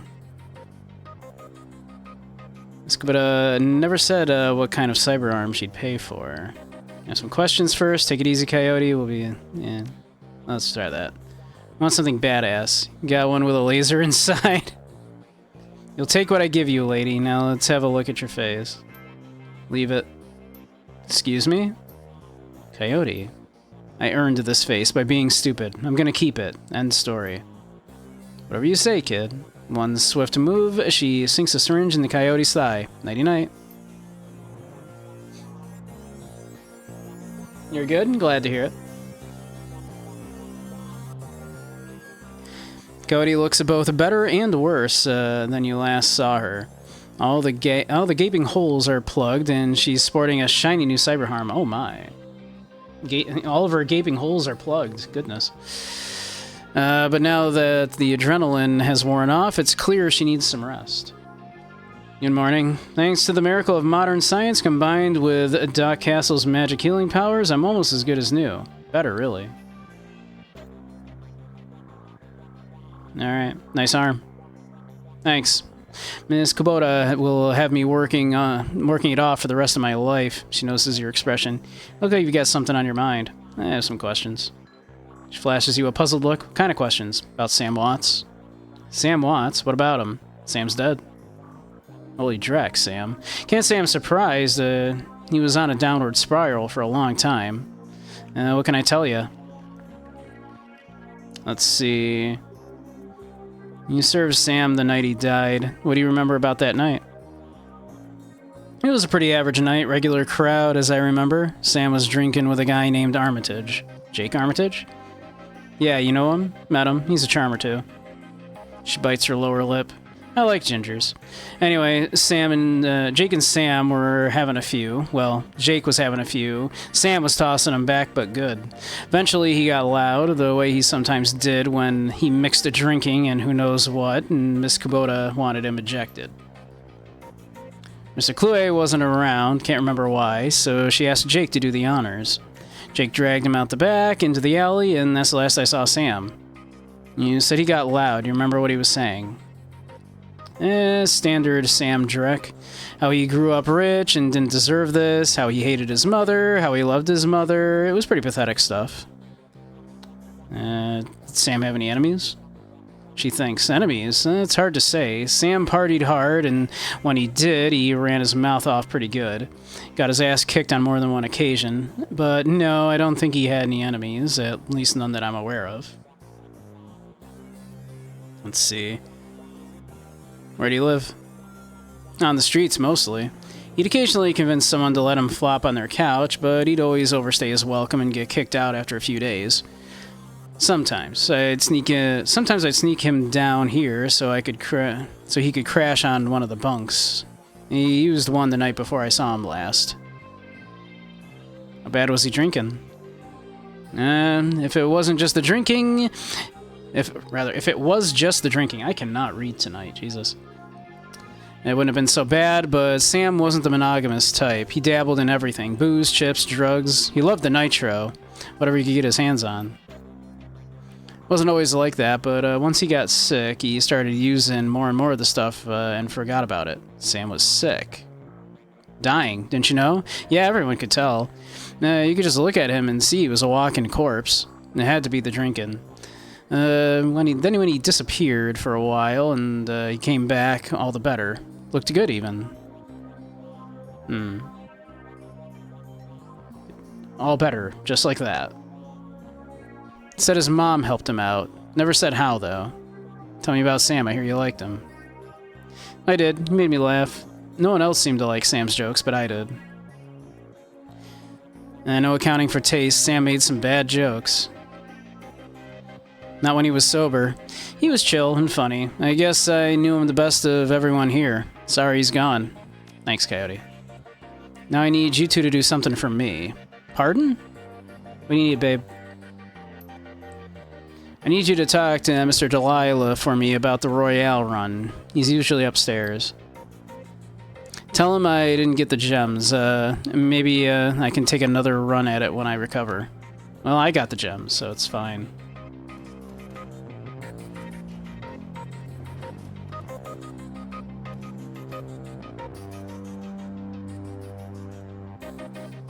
In Shadowrunner circles, the term doctor is often used quite liberally to describe any sawbones with a needle and thread. But in the case of Union's resident medical expert, nothing could be further from the truth. The safe house boasts a fully equipped medical suite, complete with shamanic fetishes. This is Sixth World medicine at its highest caliber. The doctor herself is an unassuming sort, perhaps the type to go unnoticed entirely, if not for the sprightly spirit perched on her shoulder like her own personal gargoyle. The spirit's burning eyes follow you constantly, even as the doctor's own eyes are buried in her charts. However, she does look up long enough to acknowledge your approach. I'm Dr. Castle. I understand you were instrumental in bringing Coyote back to us. Thank you for that. Look at that little guy. Little guy. I suppose you were the one who patched her up. Impressive work. Noel Sheen. Now, fixing up her arm, that was a piece of work. You're welcome, Doc. And I gotta say, that was some work you did on her. Your talents may be going to waste down here. Noel Sheen. Now, fixing up her arm, that was impressive. Surprisingly routine, as it so happens. She notes you eyeballing the facilities. I can tell you're surprised to find a full-service medbay under a dive bar in a slum. Don't be. This is a Shadowrunner bar, after all. For a purveyor of cyberware and trauma kits, there is no better place to set up a practice. I patch runners up, install and maintain their cyberware, and provide medical supplies for their runs. I may not be as mobile as Docwagon, but I'm the next best thing. I help you with anything. What kind of cyberware do you have?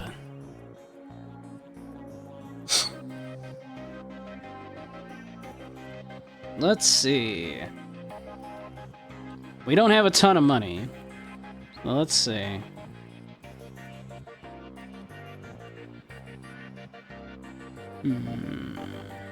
Runaraku Basic Cyber Eye Replacement extends and enhances your vision, adds plus 3% to hit. Silvertech Cyber Arm, plus 6 HP. You get powerful machine replacement for your leg, adds 8 hit points and a quickness. Not that super helpful, honestly. Okay. None of these are particularly great. What's that on your shoulder? This little guy supports the healing rituals I perform on my patients after surgery, dramatically reducing their recovery time. Not standard procedure, of course, but the results speak for themselves. I love this little... Look at him. Look at him. The little guy. I see shamanic fetishes. You're a shaman, too. While modern medical technology makes surgery less disruptive than it used to be, it's still an ordeal for both the body and the spirit, requiring extensive recuperation to properly heal. I'm trained in the ways of the spirit world as well as the scientific world. I do my best to heal the whole patient. And for medical supplies. Trauma kits, med kits. Okay. Alright. Well. None of that's particularly helpful for us. Hello. You look like you have computer stuff for me. Every inch of the tech alcove is covered in a chaotic patchwork quilt of circuit boards, chips, wires, displays, and a million other things that you can't identify. In the eye of this techno-bits storm stands a dwarf, immaculately dressed and supremely calm. Look at this fucking... Alright. I know that look. Don't let the size of the shop fool you. I can get any Matrix hardware or software that exists, and if it doesn't exist, then I can get it made for you. Any questions I can answer, or any gear you need? What you got for sale?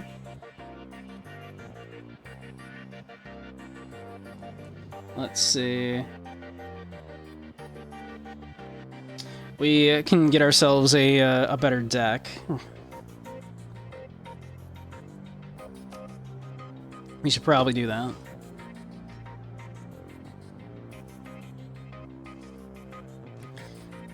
Let's see.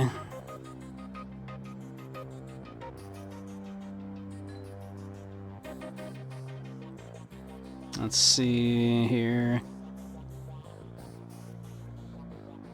Probably want to get some programs so we can do some hacking.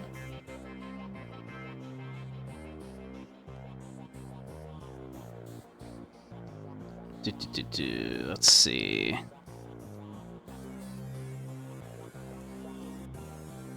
Hostile targets will take 25 additional damage from incoming attacks for 3 rounds.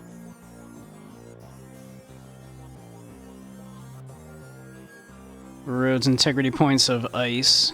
Does minus 50 hit points with an ongoing minus 50 for 2 rounds. Okay.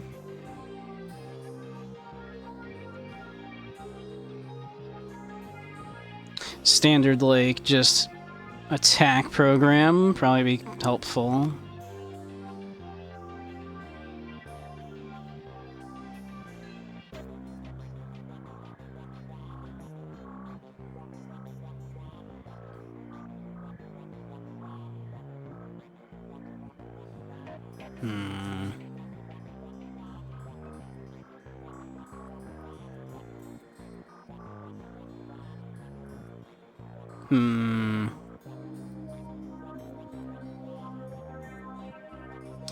Maybe we grab a degrade, so we can go degrade and then killer.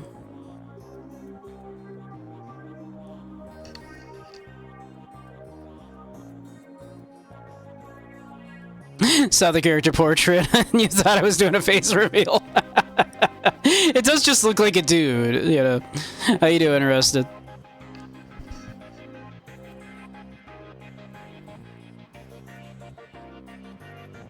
Let's see.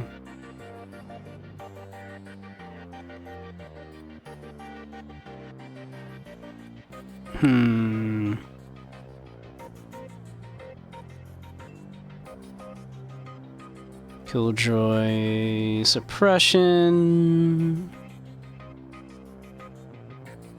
Blaster erosion.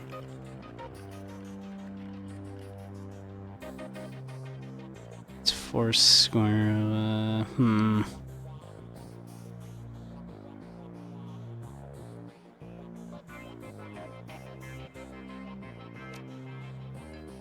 Let's do that.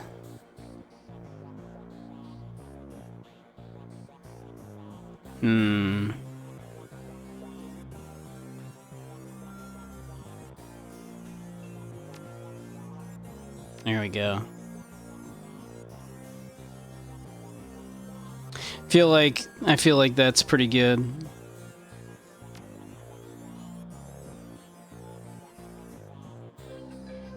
I feel like we're in good shape.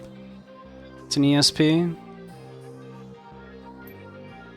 See, sure, when you infiltrate a facility or on a run, you have a team. When you jack into the Matrix, you're all alone. That's where ESPs come in. An ESP is a highly advanced artificial life program which, when you deploy it, manifests as another team member in the Matrix. Different types of ESPs have different abilities. Sure. Okay.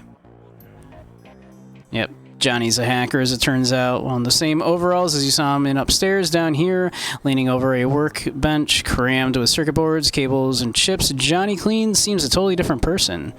You get the impression that Johnny was once as hot and as invisible as the most infamous Deckers today. Alright, good enough. See you later.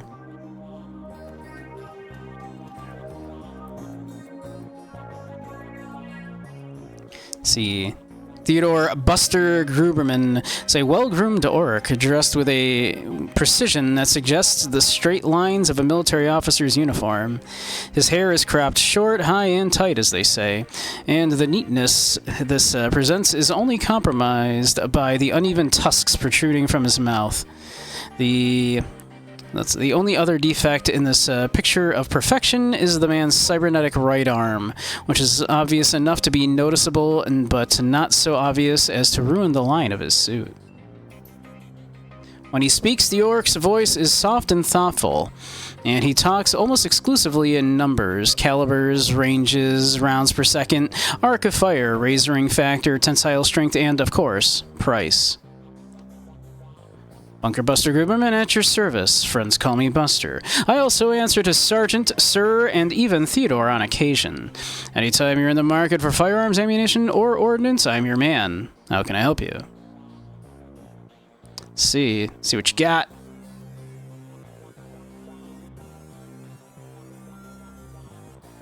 Let's see. We are now a little low on cash all of a sudden, unfortunately. He does have another assault rifle. That wouldn't be terrible for us. It's not like a huge jump, though, in what we're currently using.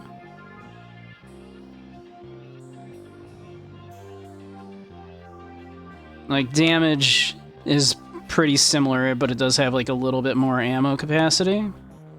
Which would be handy, so we can fire in full auto more easily, but... Okay. Alrighty.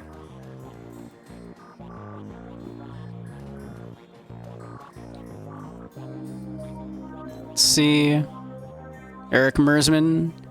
Change clothes, change your life, right? Not only will you look better, and not that you look bad now or anything, but each one will help to keep you on the right side of the ground. Take a look. Alright. Anything else? Anything differently that we would want?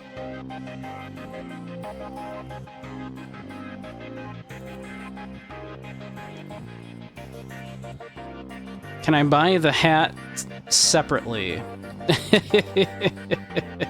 I don't think so.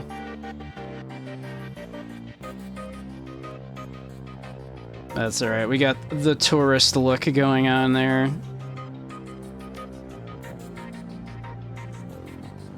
Algernon. This is like the magic dude, which we are not going to need any magic, but... Past the bar, the edges of the safe house become somewhat indistinct due to the magical haze surrounding a particular elf. The man seems only half of this realm, his mind wandering the far horizons of astral space while his body peddles his otherworldly wares. Good evening, young troll, and welcome to this humble home that we call the Union. I am Algernon Halfdream. To ease your way through the sixth world, I offer you the best in medical foci, spells, and fetishes for the conjuring of spirits. I also peddle fetishes.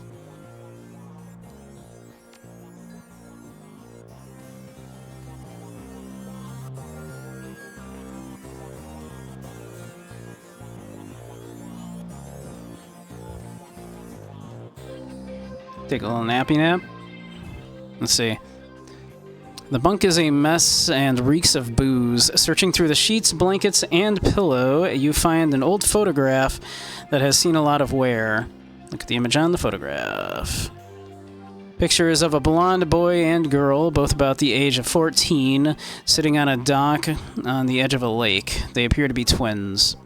The boy has his arm tight around the girl's shoulders and is mugging for the camera. The girl is planting a kiss on his cheek while making rabbit ears behind his head with her fingers.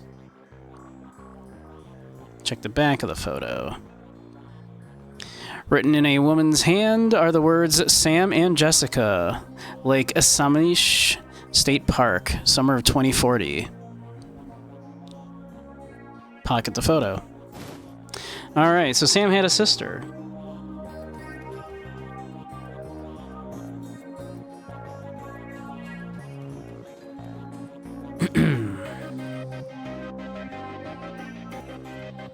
Okay, let's see. You're back. I think the highlights of the Wolves game will be on soon. Want to take a load off and watch with me? Sam have a sister? Her brow furrows. Yeah, I think he did. He mentioned her once. I didn't like the sound. It didn't sound like they got along that well. Your comm link chips, and the screen shows... It says chips, not chirps. and the screen shows the smiling face of Officer Aguirre. If he's smiling, it must be about money. Are all cops on the take as happy as you? Yeah, we have our own clubhouse and everything. As per our discussion, I'm informing you of another Ripper murder. The victim worked at the NTSB investigation facility down on the docks. You owe me for this. Put it on my tab. You there now? Better get here quick before McCluskey arrives. The image on your PDA dissolves as the call ends. Another Ripper murder? Where? The docks. Gotta go. Okay, listen, I want to help. You dragged me out of the Royale before something bad happened. Worse than getting my arm torn off. And Sam was my friend. You head to the docks, and I'll see if I can track down Sam's sister, Jessica. She might be able to help us. Alright. See you when I get back.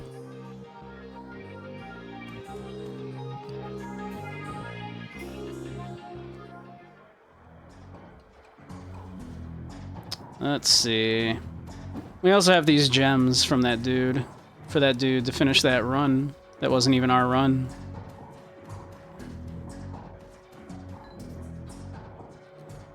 Let's see. Which... Let's see.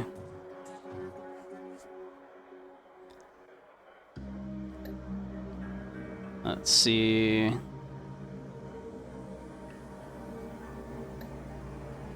Deliver the stones to Mr. Delilah.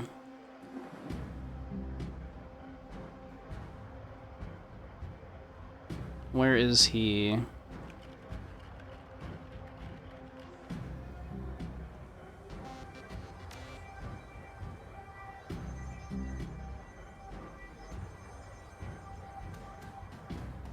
Is this... There's somebody back here. There he is. Perfect. Mr. Delilah. He looks small and tough, with an untraceable shoddy on his back and a heavy vest under his trench coat.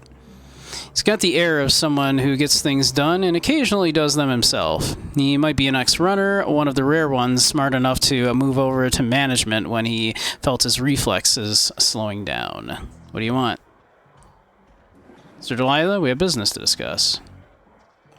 What business? I got no business with you. We're with Coyote. She's indisposed at the moment. Not to mention of Coyote, he finally gives you his full attention. Why didn't you say so? Coyote is late and my client is getting anxious. Where is she? Downstairs trying on a new arm.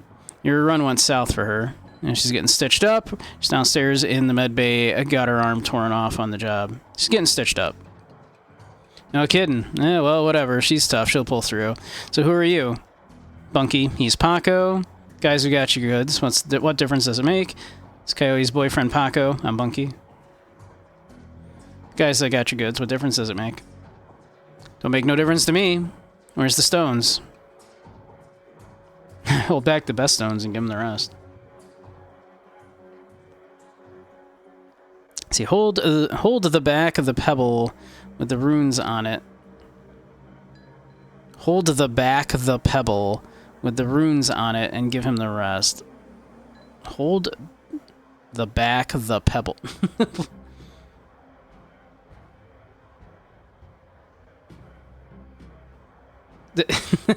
Trying to parse that sentence. It doesn't make sense. I think that's just a weird typo. Give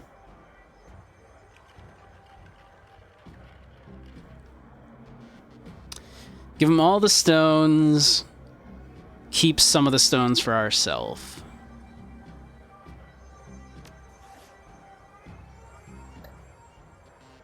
A variety of unusual stones that have intense colorings and various markings.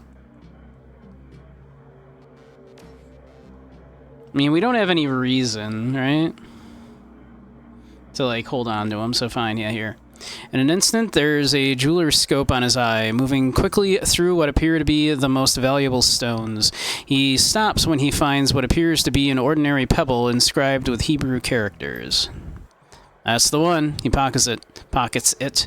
Okay, you done good, but you're late. And Coyote knows that in this case, late equals no payment.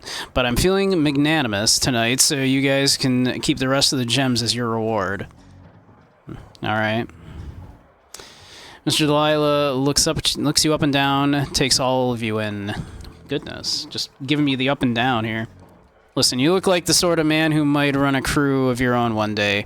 Might need a little talent. When that happens, you come see me. I'll set you up. Dismisses you with a wave. Looks like you impressed him. I know a fence for those gems. Van Gas, follow me.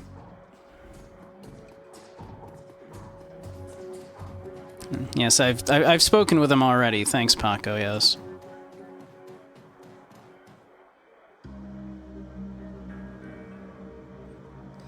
Alright. You're back. Still busy. What's your story?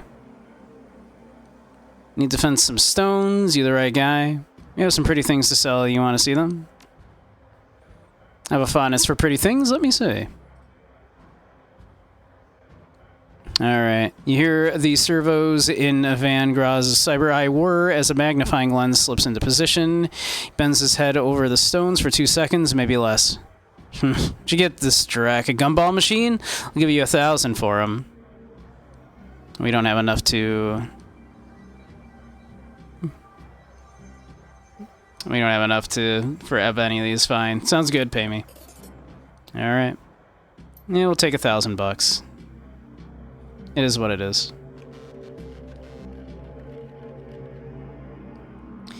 Alright.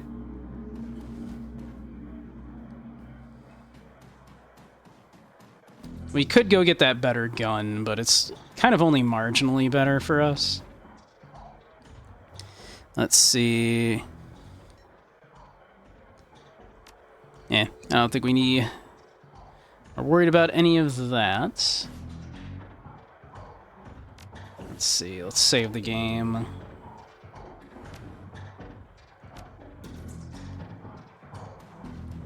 Whoop. Let's see. Yep, to the docks, why not?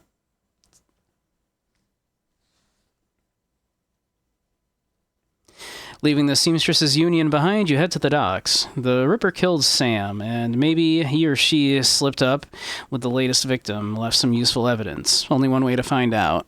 South Seattle's your typical industrial area, grit, grime, and gray. The rain doesn't help matters any. Layers of dirt mixed with abandoned wood pallets, repurposed into makeshift furniture for the day workers. Garbage collects in the gutters of the broken down street. Disreputable is this district's middle name. Your destination, the National Transportation Safety Board warehouse, is located on a small strip of dock towards the less maintained end of the waterfront. Despite the presence of those who linger in such places, it is quiet as you approach the gate.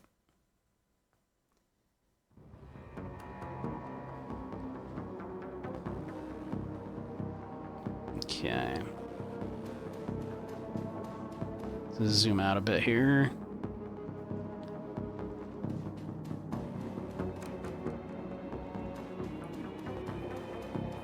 There be a gate. Halt. The guard looks bored. He toys with his gun absent-mindedly, like he might shoot something on a whim just to watch it die. Hey, you're about to trespass on corporate property. You looking to get dusted, street scum? I'm working with Lone Star on the crime scene, investigating the NTSB warehouse. Looking for my kitty cat. Here, kitty. I'm the new maintenance guy. It's my first day. Working with Lone Star. Sure you are, and I'm Lofier, the King of Dragons. Beat it. Nice to meet you, Lofier. King of Dragons. You looking for a good time? Not me, friend of mine. I need you to have some fun with the guard by the fence around the corner. You know anything about the NTSB? Yeah, the bums around here have been stealing old crap from that place for years. Not worth my time, though. Alright. We could distract the guard by hiring the prostitute to distract him. Let's see. Raise you pack of wolves. That there ladder is rightfully mine. I could use your intestines as a rope instead.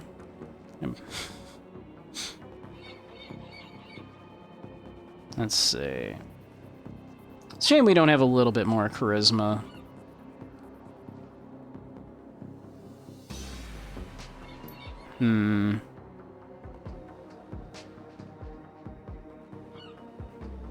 All right, I guess it's that or threaten him, and I don't want to threaten him.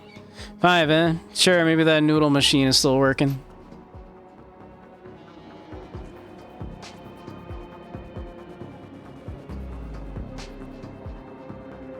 All right.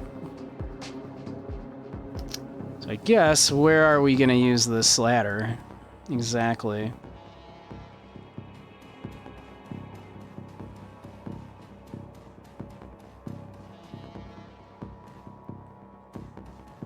Do I have to bribe the guard, I wonder? What if I somehow didn't have the money to do it?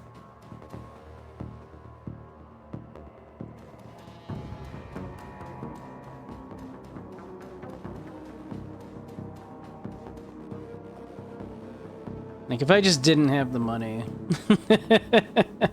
I wonder if, would I have to threaten the man if I didn't have the... What would I do, like, if I didn't have 25 bucks to, like, to do this? Alright. So looks at you knowingly. Alright, 20 buys you 5 minutes distraction. Then I've got to get back to work and earn some real yen.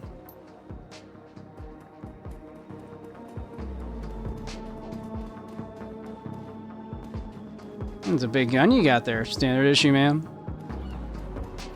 Ah, there we go.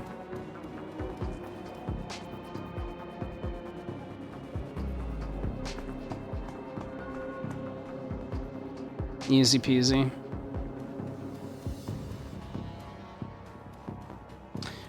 Or I wonder, would I just have to, like, attack the guard, maybe? I don't know.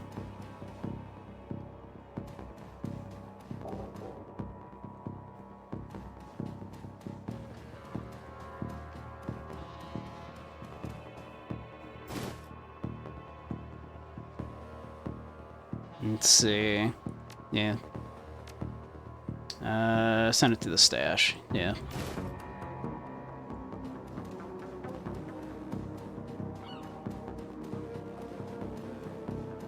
Let's see. Doesn't look like there's anything else around here to look at.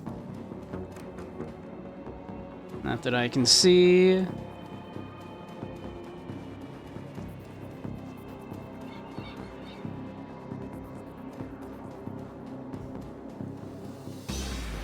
Alright. Inside, the large gray warehouse is as typical as the outside. High ceilings adorned with girders and rickety catwalks top a huge utilitarian room. Concrete and steel walls meet a concrete floor. This is a place for storing things and nothing more. Despite the quiet on the outside, the inside is a hornet's nest of Lone Star officers going about their business. In the center of the activity is the Emerald City Ripper's latest victim. With uniforms everywhere and no one stops you at the door. It seems this case hasn't leaked to the press yet. Lone Star or no, you've got a job to do.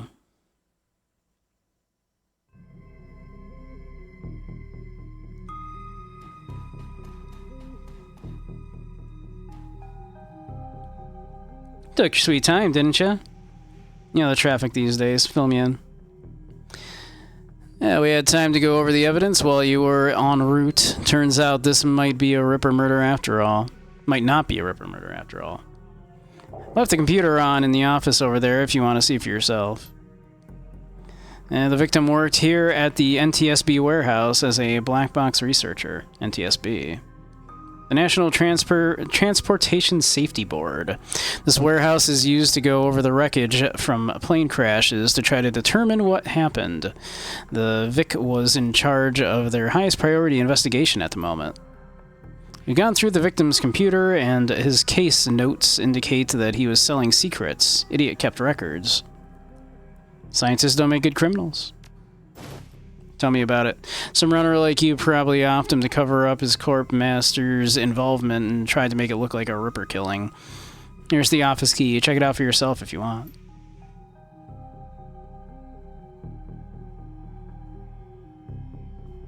It's Dresden. We love Dresden.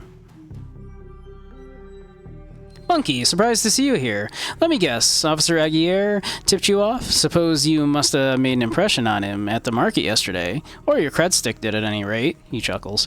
Anyway, surprise, we've got another Ripper victim on our hands. Let's see, it looks like business is good for Dial-A-Morgue these days. What's the story with this one? You look like you've been putting in some overtime, Dresden. What can you tell me about the victim? Let's see. Yeah, we'll go with that. Victim's male, mixed Native American descent, age 38. Based on the condition of the body, it looks like he was killed around 2 in the morning. And yes, I'm a little tired. Bodies have been piling up like cordwood, it seems. Cause of death, unknown. Several internal organs were removed from his body after death, quite gruesomely. I'm not sure if the killer even knew what they wanted before they started cutting. Not much else to tell yet, really. He does have a lot of pre-existing scar tissue, so probably had a major surgery at some point in recent history. Unfortunately, with the organs gone, can't determine the nature of the surgery. Let's see, any idea which organ the Ripper was after this time? Well, the killer definitely took the lungs. The more I look at it, though, the other missing organs may just be eviscerated within the chest cavity. Let's see. McCluskey getting any closer to a suspect? Yeah, McCluskey couldn't find his ass with both hands. Don't tell him I said that, though. How's Officer Aguirre doing on the case? He seems like a real go-getter. Aguirre would love to solve it before McCluskey and get his gold detective shield. Plus, he'd love to see McCluskey suck it in front of his superiors. He's already tried to bribe me to keep information from McCluskey and slip it to him. I'm inspired by their tireless pursuit of justice. Dresden's great. He's like the best character in those. He grins from ear to ear. Do you have any idea how much this job pays these days, sir? I don't think Aguirre's officer salary is going to do much to seduce me into helping him. Let's see. Sounds like the Ripper is taking a different trophy from each victim. Sam's liver, this guy's lungs. Any theories? Sorry, I don't do theories. I'm just a scientist who happens to prefer dead people. However, while there was massive damage in the chest cavity, I can see that the victim's lungs were transplants, which is interesting, since another victim's missing heart was also a transplant. Granted, modern medicine has made organ transplants relatively easy, but it's an odd coincidence. But as a scientist, it's just that, a coincidence. This is only the third body I've personally examined. One of the other branch managers handled the other two. If I find that more of the victims had organ transplants, I'll let you know. Who's the woman over there? No clue. She just showed up. Next of kin, I think. I'm going to take a look around. Good luck out there. Shannon Halfsky. You're not a cop. She looks up, watching you warily. I'm independent. Oh, what's your relationship with the dead man? Nope. Who's the stiff? I see you've been praying. Do you know the deceased? I'm independent. What's your relationship to the dead man? The suspicion in her voice and eyes depart almost instantly when the subject turns to the deceased. He is my brother. I've been trying to speak with him. But I'm afraid his spirit is too disoriented by his recent journey to answer me. You're a shaman. Yes, for all the good it's doing me. If I could make any contact, I might be able to deliver justice and allow my brother's spirit to rest. Were there any other witnesses? There's got to be a way to force him to talk. I can tell you're used to shouldering heavy burdens, but maybe there's an easier way. She looks at you, the flattery largely failing to affect her, given the circumstances. But then inspiration dispels the dark cloud surrounding her. Perhaps. My brother's spirit is too weak. That's a given. But my brother's spirit may not be alone here this night. She closes her eyes and concentrates, droning a low chant you can barely hear. Yes, there are others, other spirits who may be of help. Her features harden in frustration, as if she's searching for something that remains elusive. Sighing, she opens her eyes and fixes you with a stare. But I can't do it alone. What do you need? This warehouse contains the spirits of plane crash victims trapped between worlds. They wish to help, they wish to be heard, but I think they have something to say about my brother's death. Lone Star won't let me in there, but you seem to have the run of the place. If you can find personal items that belonged to the victims, I believe I can summon a spirit to speak with us. I'll need at least 2 such objects. Can you find them for me? I'll do what I can.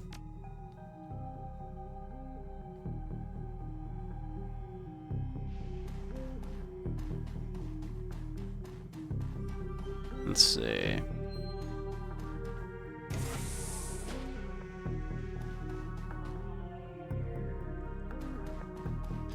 What at? Let's see. Large pile of old shoes on the ground next to the airplane seats. They could be discarded luggage or possibly the shoes worn by the occupants of the plane at the time of the crash. Let's dig through it. Sorting through the shoes, you realize that there are 3 shoes with no matching pair. A left blue sneaker, a right red high heel pump, and a left black dress shoe. Inspect the sneaker. The sneaker is a child's and has a musty, sweaty smell. Oddly, you get a sort of shock, as if from static electricity when you touch it. This must be one of the items the shaman was looking for. You take the shoe. Inspect the dress shoe. Black lace with a rubber sole. A high heel pump. The pump is a department store knockoff of an Italian brand. It is otherwise unremarkable. Okay. We just happened to have grabbed the correct one the first time, I guess. It's good.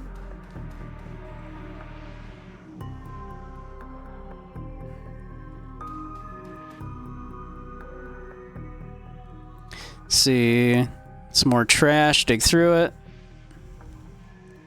Let's see, a sticky substance of some sort seems to have seeped through the trash pile, and your hands are quickly covered with the stuff. After searching for a minute, you unearth a handful of interesting items. A cred stick. Give me that cred stick. Hell yeah. Slotted into your PDA, $200. Nice. All right. The earrings. Let's see. Earring is made out of a burnished steel, formed into the shape of a small salmon. An intense primal fear washes over you as you touch its surface. This must be one of the items the shaman was looking for. You take the earring. Dented lunchbox. Dented lunchbox, seen better days. You can barely make out the face of a grinning troll on the front. All right. Well, that's 2 items, right? That's what she wanted.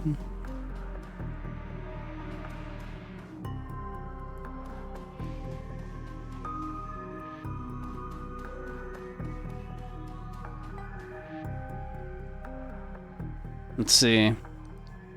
Feels as though you have found enough objects. Yep, right here. Hand her the objects you found. She closes her eyes and chants over them for a time. When her eyes open again, they are filled with tears.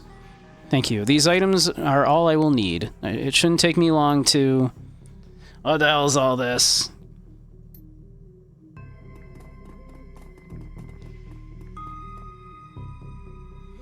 Officer Aguirre trails after the detective, only meeting your eyes for a moment. She's the victim's sister, sir. She's a crime scene officer, not some sottish drum circle. Isn't it standard procedure to contact the next of kin? It's her brother. Makes it her business. Watch her tone. She's in mourning. Aren't you supposed to contact the next of kin? Ma'am, consider yourself contacted. Now get the hell out. Come on, if we stay much longer, I'm liable to do something I'll regret. Or worse, something I'd enjoy. She seems alright. Let's see. You seem alright, Shannon. That man's an ass. She stares daggers at McCluskey from across the warehouse. But there's no helping it now. I should be grateful you were able to collect these items before those clods carted everything off. Can we still summon the spirit? Not from here, I'm afraid. Spirits such as these have domains to which they are anchored. We need to get back in there.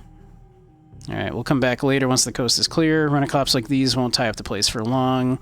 Not looking good for now, but do you have any plans for this evening? Let's see. Yeah, the rent-a-cops won't tie up this place for long.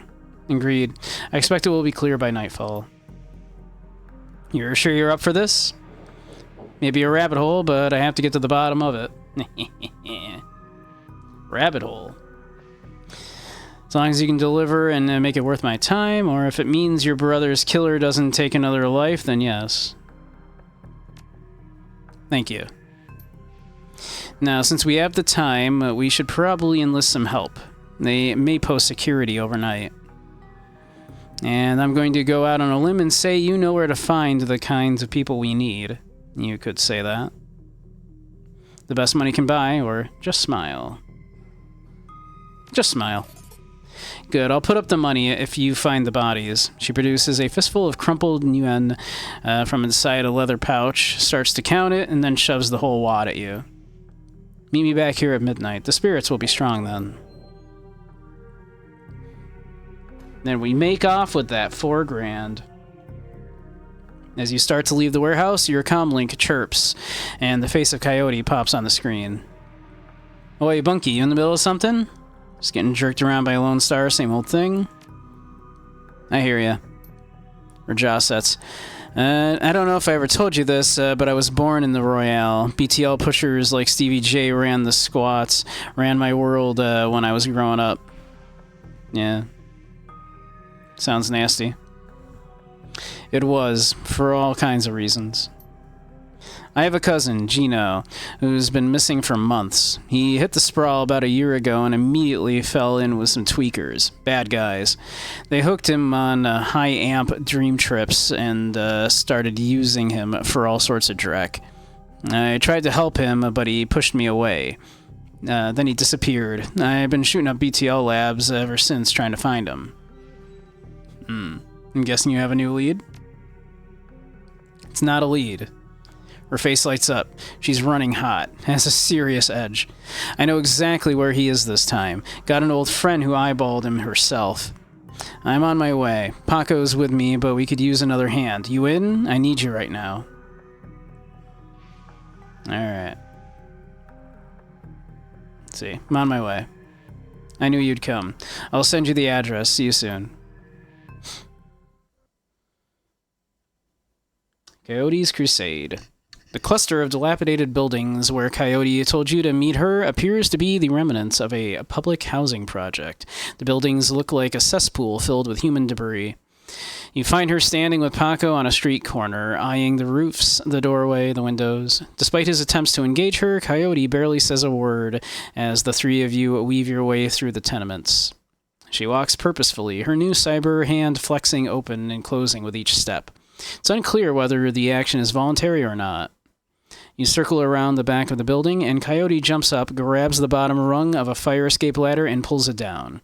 Without a signal, she starts her climb towards the roof. Paco looks at you worriedly and starts up the ladder.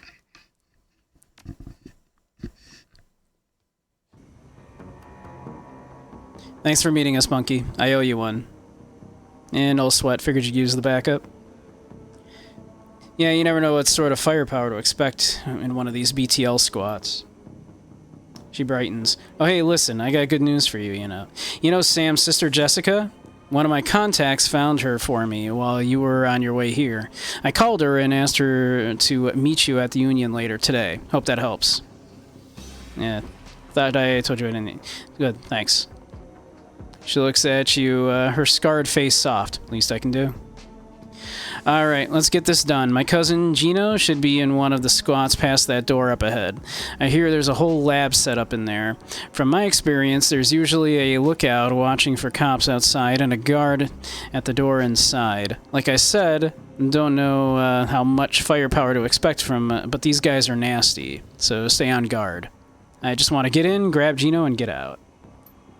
Right behind you, babe. Let's do this. Paco is such a nerd.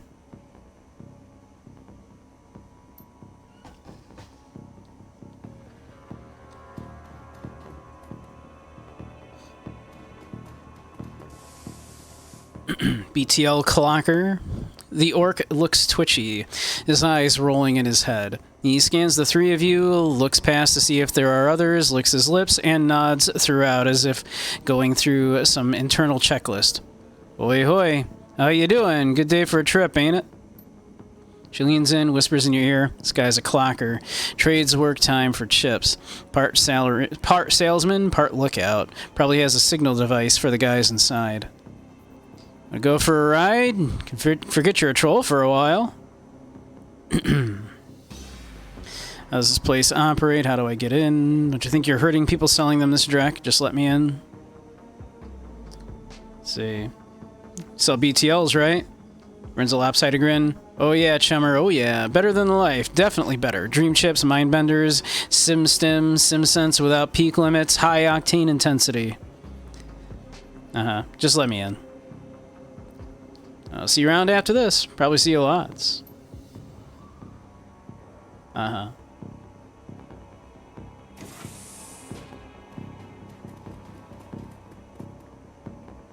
The sinless are free. Concerned woman. The woman is probably in her 30s, but hard times have aged her. She looks at you with concern. Don't do it, friends. Don't slot that Drek they're selling. BTLs are killers. Theirs most of all. Sound like you know from experience? Do you have a pass card to get in there? What kind of guards do they have in this place? Any chip heads inside the lab? Looking for a kid named Gino, you know him? Who doesn't? He's here all the time. Gino's a clocker, trades his time for chips, like their little errand boy. I saw him go in there this morning. Hasn't come out, so I imagine he's riding a dream chip. Let's see. Got a pass card to get in there? No, but Jamal has my son's card. Took it off him when his brain fried. Jamal's down the hall. Don't know if he'll give it to you, but that's between you and him. See, sound like you know from experience what kind of guards they got in this place. Looks around, frightened, whispers, they're serious. Place is backed by the Yakuza. Japanese mafia, oh man. How many and what kind of firepower? There's a guy on the door, Charlie. He sells the passes to get in. He's not tough, blind in one eye. There's another 5 or so wandering around. 2 of them are bad news, covered in magic symbols. Mean. She's amped. We're ready. 5 or 6. That's not so bad. We have surprise on our side. Let's see. Any chipheads inside the lab? Yep, all day, all night. And they can be dangerous, too. Chipheads dangerous? Once someone's chipped, they can send them any program they want. Make them do whatever. Turn them into horrors, killers, anything. Alright. Alright. Let's see.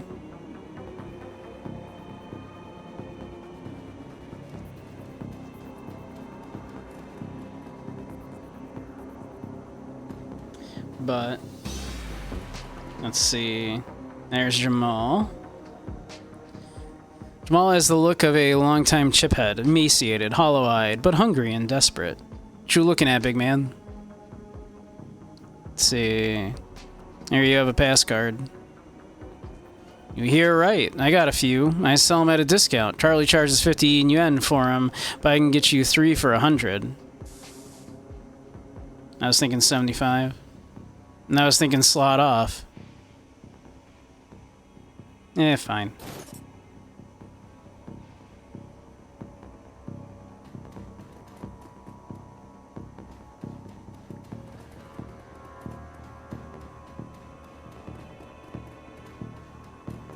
It was worth a try.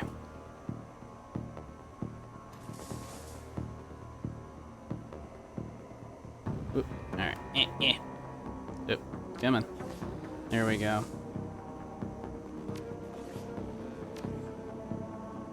But before we get too much further in, that's probably a good place to call it for the night. We're at just about 4 hours here.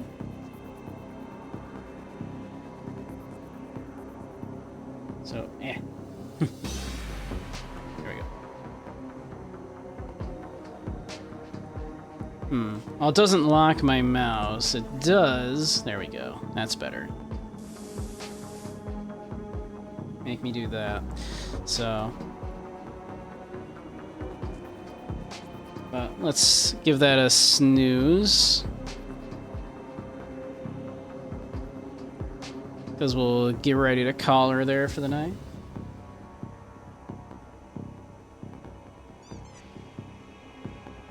I'm glad you enjoyed it, Andy. Ooh. Now it's not wanting to let me, unminimize it. That's weird.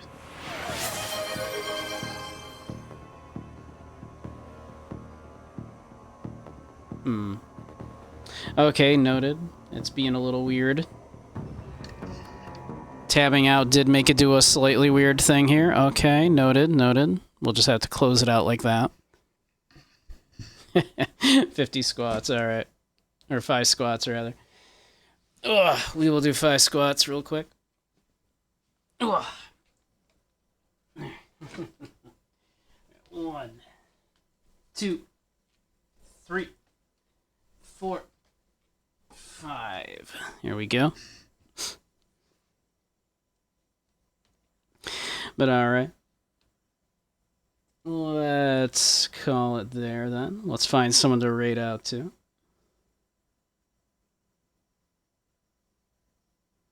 Well, let's see.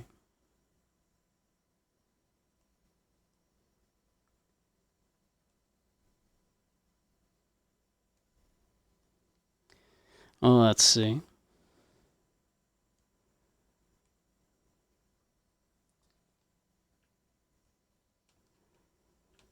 Who's doing stuff?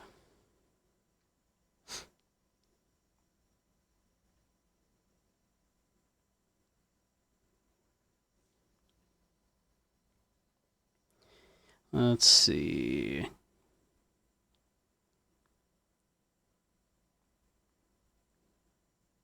We could... It looks like Jaded is streaming now. They're doing some Mech Warrior. Why don't we raid Jaded Wingman?